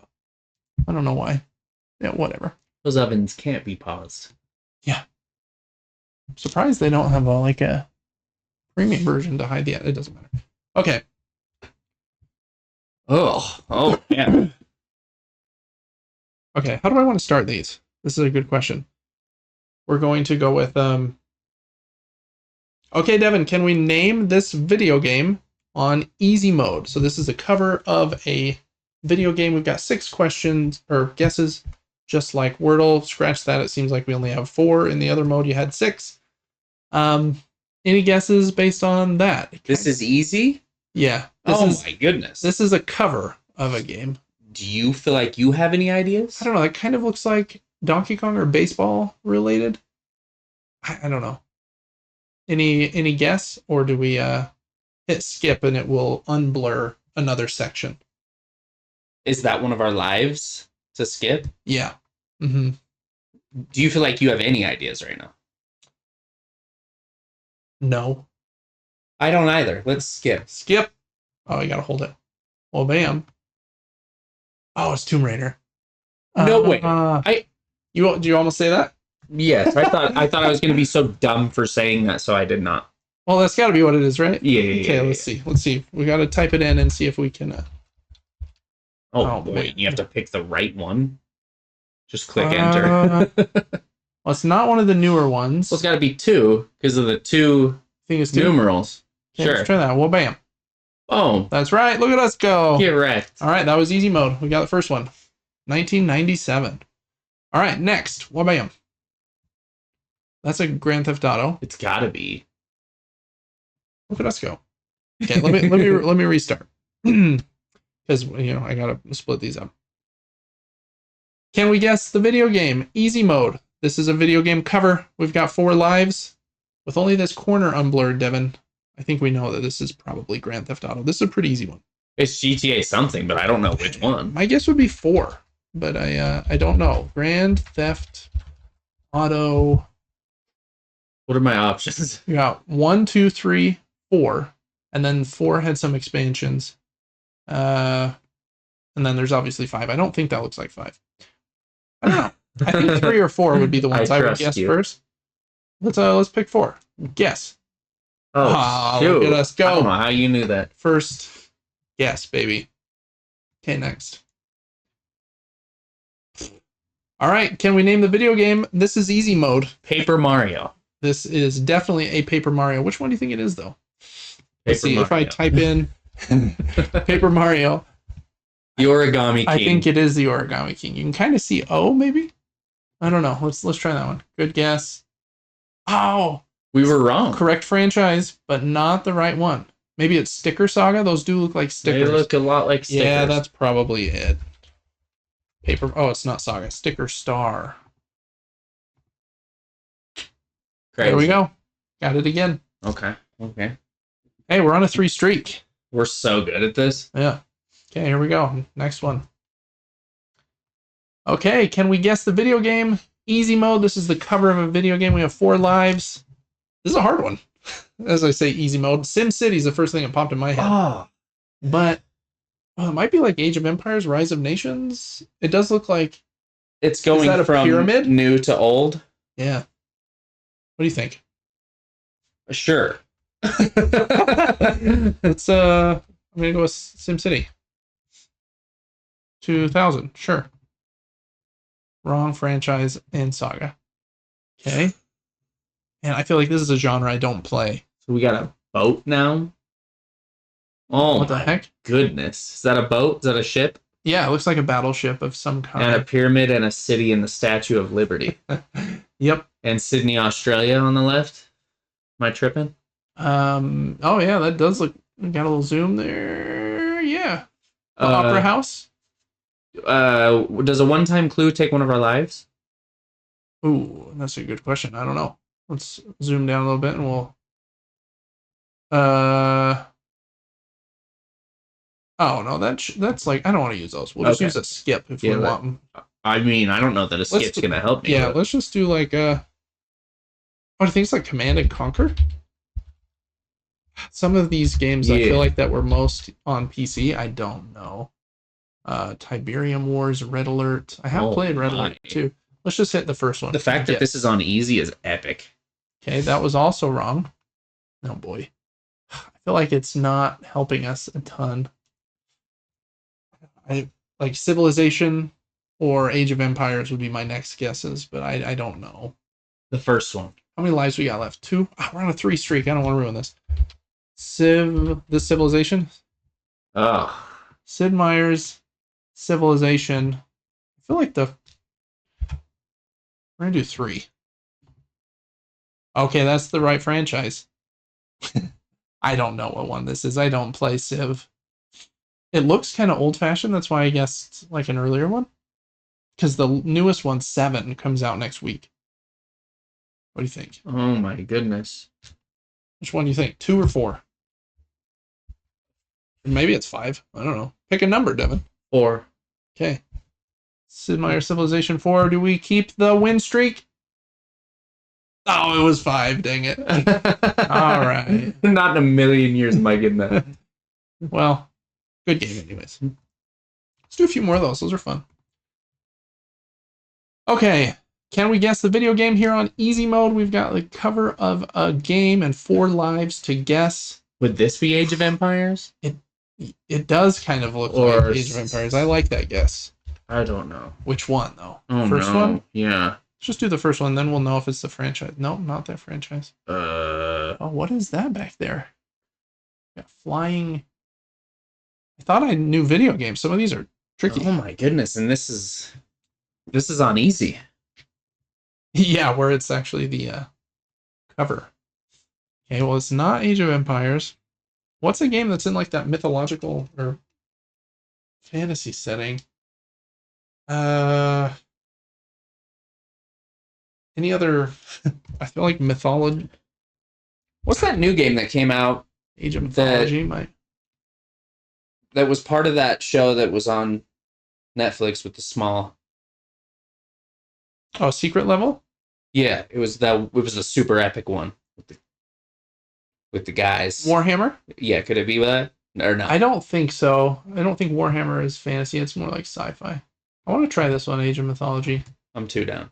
Dang it. Okay, not that. Rise of Nations is like another one of these. Can we get rid of this genre? Yeah, for reals. This is a genre that's kicking our butt. Oh man. Oh, just to see his chest plate didn't help. No, it didn't. I don't know this one. So, I don't either. What have we tried? Rise of Nations, Age of Empires, Age of Mythology. What are you? You're like a I don't know. We're gonna get this one wrong. I'm just gonna skip it and let us tell us. I don't even know. We give up. Heroes. Might and Magic. I've heard that name, but I have never played any of those. Whoa. All right, let's get back to a easier one here. Let's play again. Start new game. Be good to us. All right, can we guess the video game from just the cover here? We have 4 lives, and only a portion of it is unblurred. Is that like a racing game, or is that like a robot? I feel like that's a gun in front of a car. Oh, touche. Yeah. I think it's like, what would that be? Twisted Metal. Twisted Metal? I just don't think it's Twisted Metal. I don't think it is either. There's not like Payday. No. guns like that. Could it be Battlefield or Crysis? I like Crisis. I like that guess. I played Crysis 3 though, and I feel like the cover did not look like that. But let's try. Crysis. So I'm gonna do Crysis 2 just to Ain't no way. first try, baby. Oh, shoot. Killing it. With only the barrel and the taxi. I was no help. Hey, I figured out it was a gun barrel, though. I did that thing. you did. You got us there with that. Cool. Man, I feel good about that one. Oh, I know this one. Can we guess the video game with only one portion of the cover unblurred? We have 4 guesses. I actually know what this one is, Devin. I've seen this cover. Can I get there? It's, how about this? I'll give you a hint. It's a first-person shooter, but instead of guns, they use magic, like from their hands. The actor whose head we can see half of, is in a movie, or a TV show, excuse me. The more I look at it, the more I think I might be wrong. Oh, really? He's in the TV show, like where the Indian girl is going to high school. And he's like the boyfriend. Frick. Yeah, I'm going to try my guess. How Yes. about I think this is Immortals of Avium. What? Sure is. Does that guy look familiar? Nah. Never seen him before. Hey, that's 2 in a row. Oh, shoot. First guess here. 2023. All right, can we name the video game from the cover with only a portion of it unblurred? We have 4 guesses. Is that a ball? And are those feet? And a box? Or is that wood? A desk? Got some tiles? That's a tough one. My first thought was like Alan Wake. I was somewhere around there. I almost said Silent Hill. That's the vibe I got. You want to try Silent Hill? Sure. Good luck. I don't know which one. There's going to be 30 to choose from. That's true, but at least it will tell us if it's in the right franchise. Oh, it's not. Ooh. It looks like... What? That's a giant M. And an of. I thought it was your mom. Your mom. That would be a funny video game. I feel like it's like Children of Men. Was there a video game based on that movie? Children of Men? Have you seen that movie? No. Oh, it's a good movie. Children of Morta? Okay, there's not a video game. Never mind. What is it? Money, Men, Man of Medan? What is that? Isn't that a Man video of game? Medan? It is. Yeah, that's one of the horror games in the. It looks horror-ish. It does. But I don't think that's its cover. I don't either. Fear of. I don't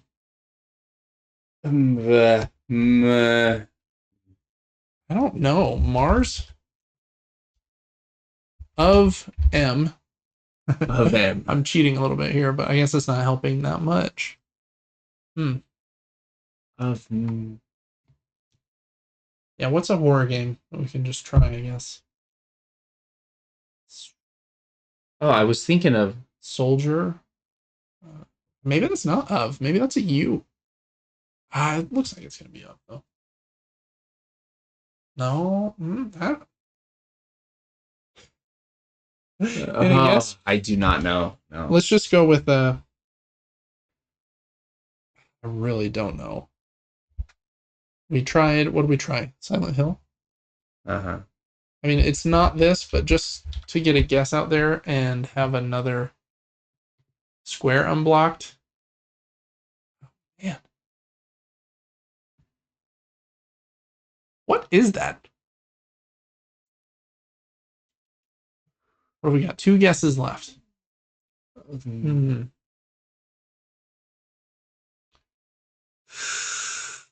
I don't think I'm any help on any of these right now.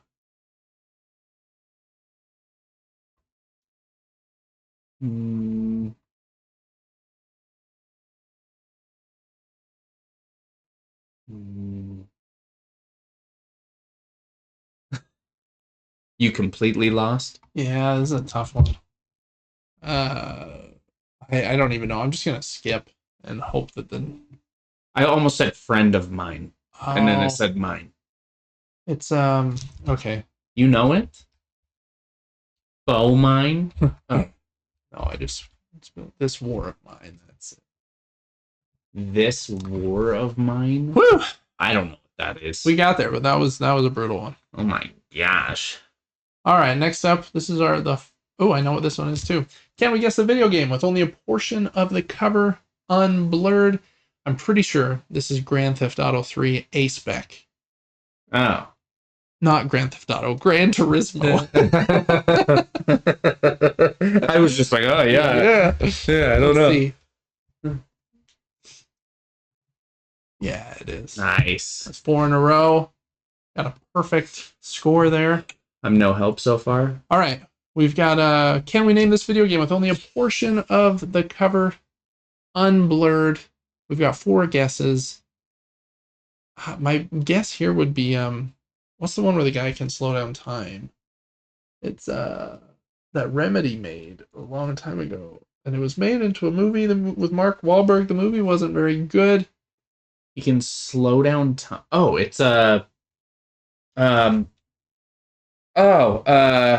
like on the tip of Max Payne. That was my guess, but can you think of a different one? Let's try Max. Holy cow! My brain kept a thought in there somewhere. Oh no, we were wrong. It's Dead to Rights.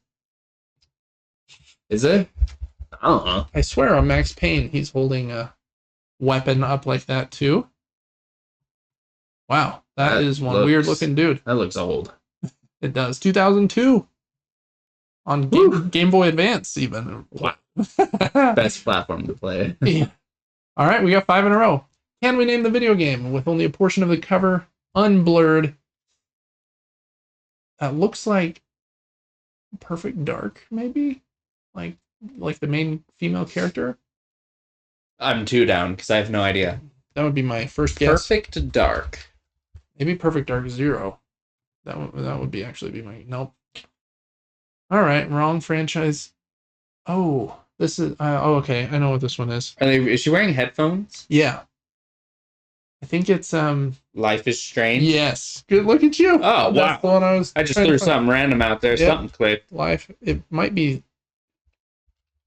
episode 2. I can't remember. The fact that it makes us pick Luckily, it will version. tell us, okay, that wasn't right, but that's the correct franchise. Life is Strange. It's probably True Colors because of all the color.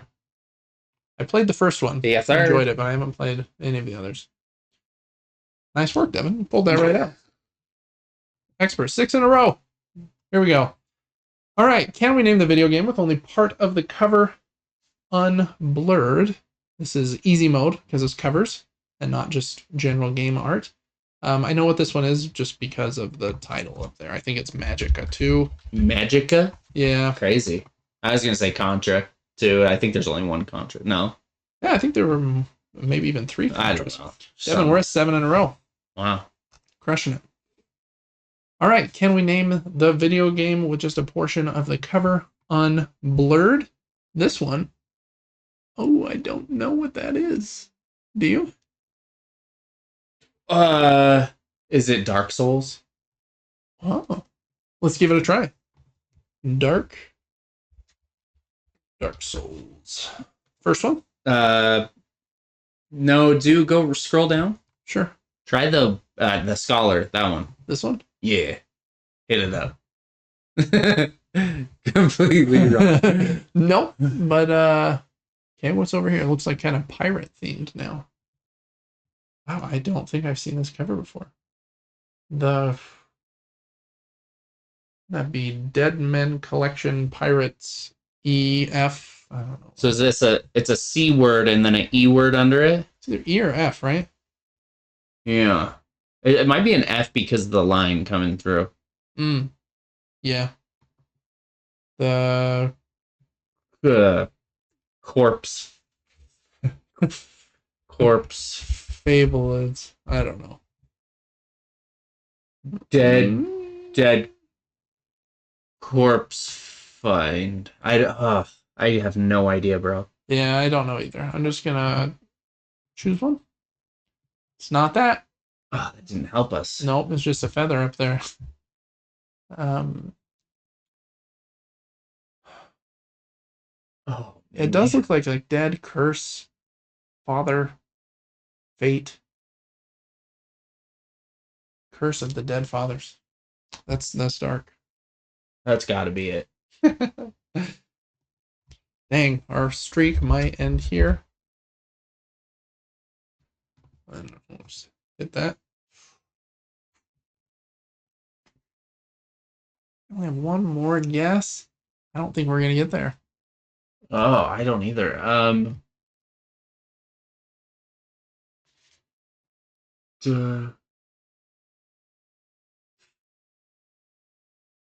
Devil May Cry 4? I don't know. I'm 2 down, actually. Is there a different one, though? Dante's Awakening? I don't know. Oh, it was a B! Bane of the Cosmic Forge. 1990. Ain't no one ever heard of that. Yeah, I've never heard of that one. That one ended. Throwing fake games on here. Ended our streak. Let's do one more round. See how far we can go, and then we'll call it. All right. Rocket League. I hadn't even done this punchline yet. Can we name the video game with just a corner of the logo or the cover undone? And Devin has like 3,000 hours in this game, so I don't think we're gonna mess this one up. There we go. One of the best games ever. Good job, Devin. Truly. I have an established in 2015 badge in that game. Nice. Yeah, I didn't know I played it since day one when you had to pay for the game. Yeah. Okay, can we name the video game with just a portion of the game cover unveiled? We have 4 guesses. This one looks like Assassin's Creed. Yeah, and it looks like the one that's like in like Rome. What's that called?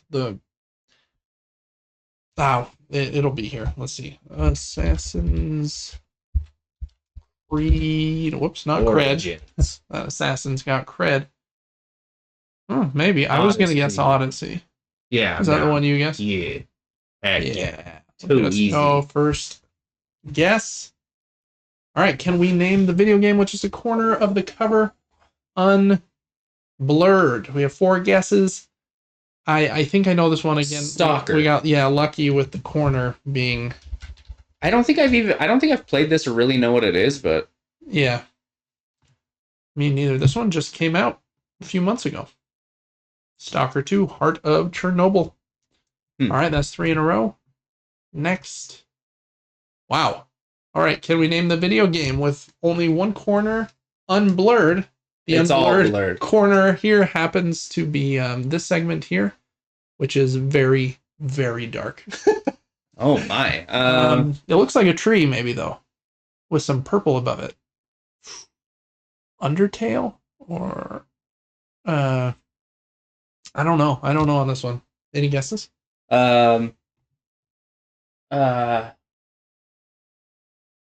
of Fate. Hand of Fate. Is that a game? It is. If that's right, I'm gonna die. What made you think of that?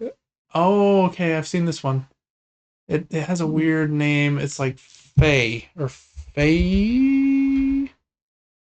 It's like EAIE. What? EI? AEI? EI? Faye.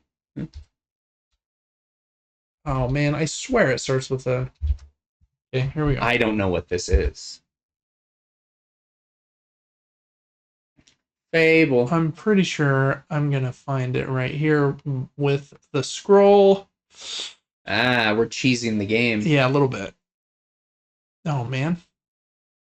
Well, dang it. Now I'm stressed that I'm wrong. Far Cry, Fallout. I swear it is short, and I thought it started with an F.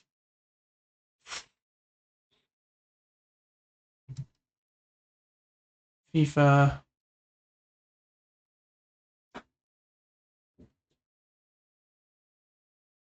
Okay, well, I must be wrong. It's like a Ubisoft or EA, like, indie game. I don't even know what to guess, though, because I can't remember. We're going to skip one. It's not going to give us much more. Dang it. And it doesn't have the title on the screen. I don't think. Yeah, I don't think it does either. Maybe it's not an F. But what would it be? An E? An E. I'm going to scroll down a little bit so I can see more here. All right, games that start with the letter E. Again, a little cheesiness here, but I swear it's one of these letters. You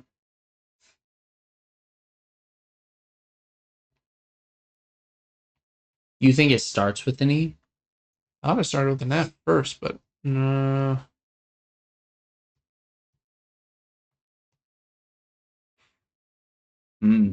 Oh, Ender Lilies is one. Excited for that one day. Were there more in F here when I had less typed out? It seems like maybe.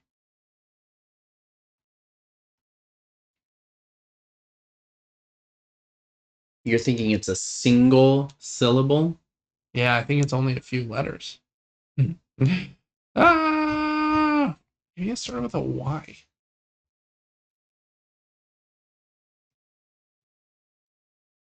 W?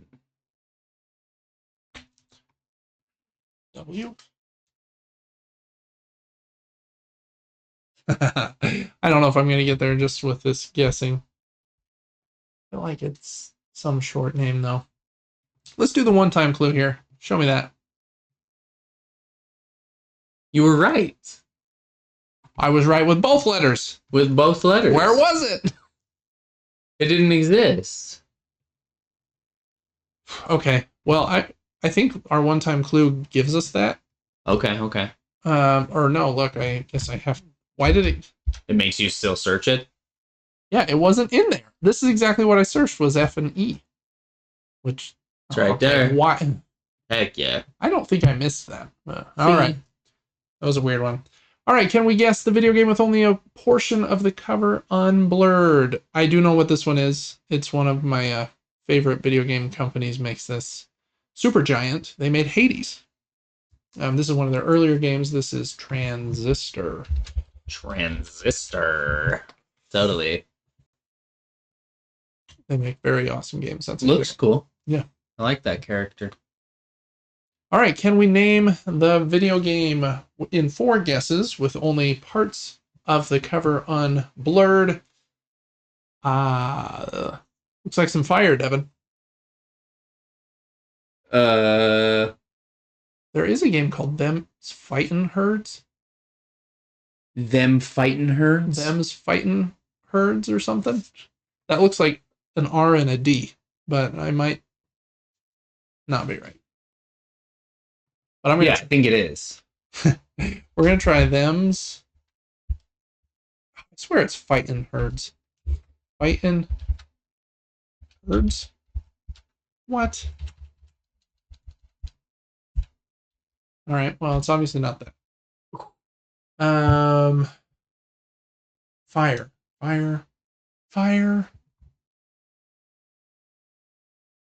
Rift. R-I-F-T. In the blue letters. Maybe Ratchet and Clank? I don't. Ratchet and Clank. Richard. Richard and Clank rift apart. Let's see if Richard is on here. Nope. Richard. RD. Do ARD. Angry Bird? No. Barnyard? Biohazard Battle? No, it's gonna have to be RD and then something FT. Look at us cheating. Yeah, this is how you ruin the game. I don't know. I feel like there's gonna be a lot of these with an R and a D. Well, you're halfway through the alphabet already. Yeah, that's true. It's gotta be RD and FT after it, right? Yeah. And the RD needs to be at like the end of a word. Hmm.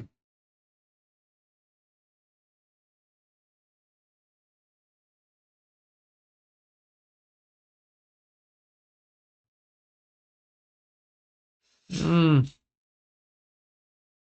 We're almost there.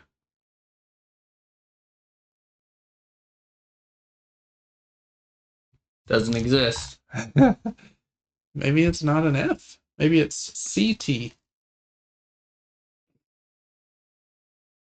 I feel like we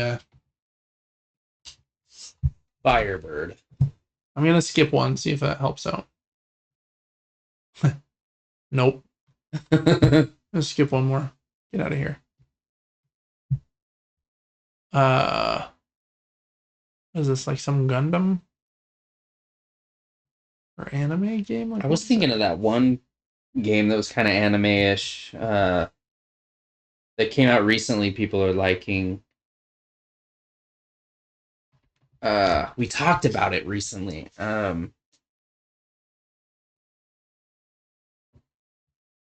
I can't remember the name. Genshin? No. I don't think it's really. I don't think you're really fighting, but maybe you are. I can't remember. It's like Sword Art Online. Sword Art. What? There's no way they don't have a Sword Art Online. We're gonna choose this one. You might be right. It looks exactly like what I'm thinking. Is it like? What is that game? There's like Wuthering Waves and Genshin Impact and Zenless Zone Zero, and I'm naming all the this ones. had a blue cover picture, and it might have been the third one. Third. It might have been the third, or it's definitely not the first made. It was I cannot remember. I feel like it's just like a lot of dialogue in the game.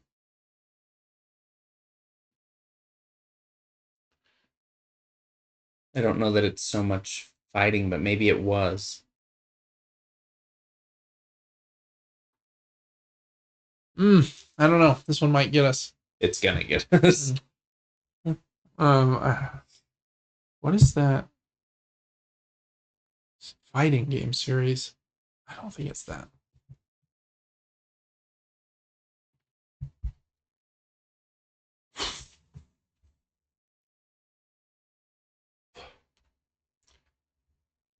RD.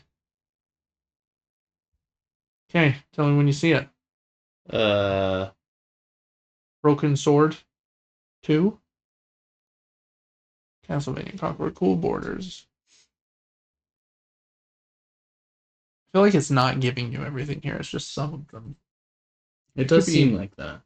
Guilty Gear? No. Which is probably smart. Hokai Impact 3rd. Okay. Yeah, go back up just a little. Honkai Impact 3rd. Honkai Star Rail is one. Want to do this one? Was it right? That's it, I guess. No way. Okay. Oh, so that's the 3 in the RD Impact. Wow. Okay. Well, we definitely deserve that one. All right, can we guess the video game with only a portion of the cover unblurred? This one, luckily, they unblurred a very important segment. But there are so many games in this series, this might not be easy. Yeah, I have no idea. Oh my. Oh my. Let's Go Pikachu would Yes, be my sir. guess. Oh, no. Oh, that helps us. Yeah, it does. I feel like there was one that was Unite or something. Pokemon U?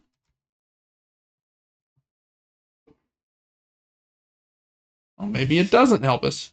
What? Oh, yeah. Here it is. Oh. Pokemon Unite. I don't know what that one is. Switch and iOS and Android. Okay. So it's like a mobile game that was also on Switch. All right. Can we guess the video game with only a portion of the cover unblurred? Devin, I think we know what this one is already.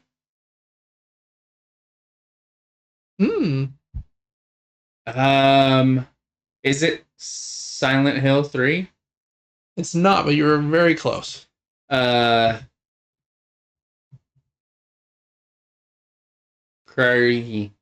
I'm unsure. I've seen this cover probably more than you have, which is probably why it came to me immediately. Am I in the right genre? Yeah. And it's a third of this game? Uh-huh. Have I ever played any of these games? Yes. Really? Is it Resident Evil? It is. Resident Evil 3 Nemesis. Yeah. Okay. I should know that. I'm obsessed with the genre. I'm excited to see Nemesis on here. Well, bam. Look at him. Oh, what a cool looking Hot guy. stuff. That's an 8 streak, baby. All right, can we guess the video game with only a portion of the cover unblurred?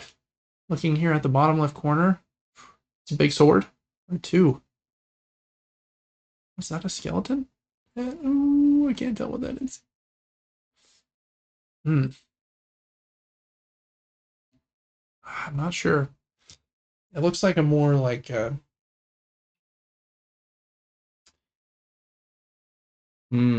like it gives me Castlevania vibes, but I don't think it's Castlevania. You could try it just to get that out of here. Yeah, we have 4 guesses. So let's guess one of the ones that I don't. It's definitely not the first one. I don't think it's any of the first 3. Let's just choose you. Okay.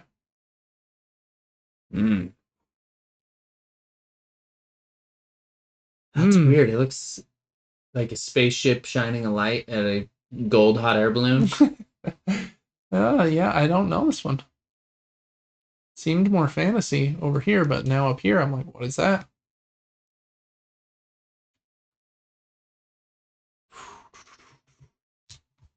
Any guess? I don't know at all. I don't either. So I'm just typing something. Golden Sun. No, don't give us that corner. Okay, I feel like... What is that arcade game? Gauntlet? Gauntlet? Was like my next guess. Gauntlet. I'm 2 down. Search it up. Dang it. Oh no. Last one. Something of fire would be my next guess. Of fire. Breath of Fire would be my next guess. And it was, Dragon Warrior 3, which is a Dragon's Quest now. I didn't play any of those as a kid. It came out 2 years before I was born. And that's going to kill our streak. Yeah, I would have never got that, ever. Yeah. Cool. Devin, well, that is going to do it for episode 45 of the Super Game Brothers podcast. Thanks so much for watching, listening, checking us out on Patreon at patreon.com/SuperGameBrothers. And yeah, Devin, anything you want to say to the people before we go? Y'all are so cool. Y'all are so cool. See you next week for episode 46. Till then. See you.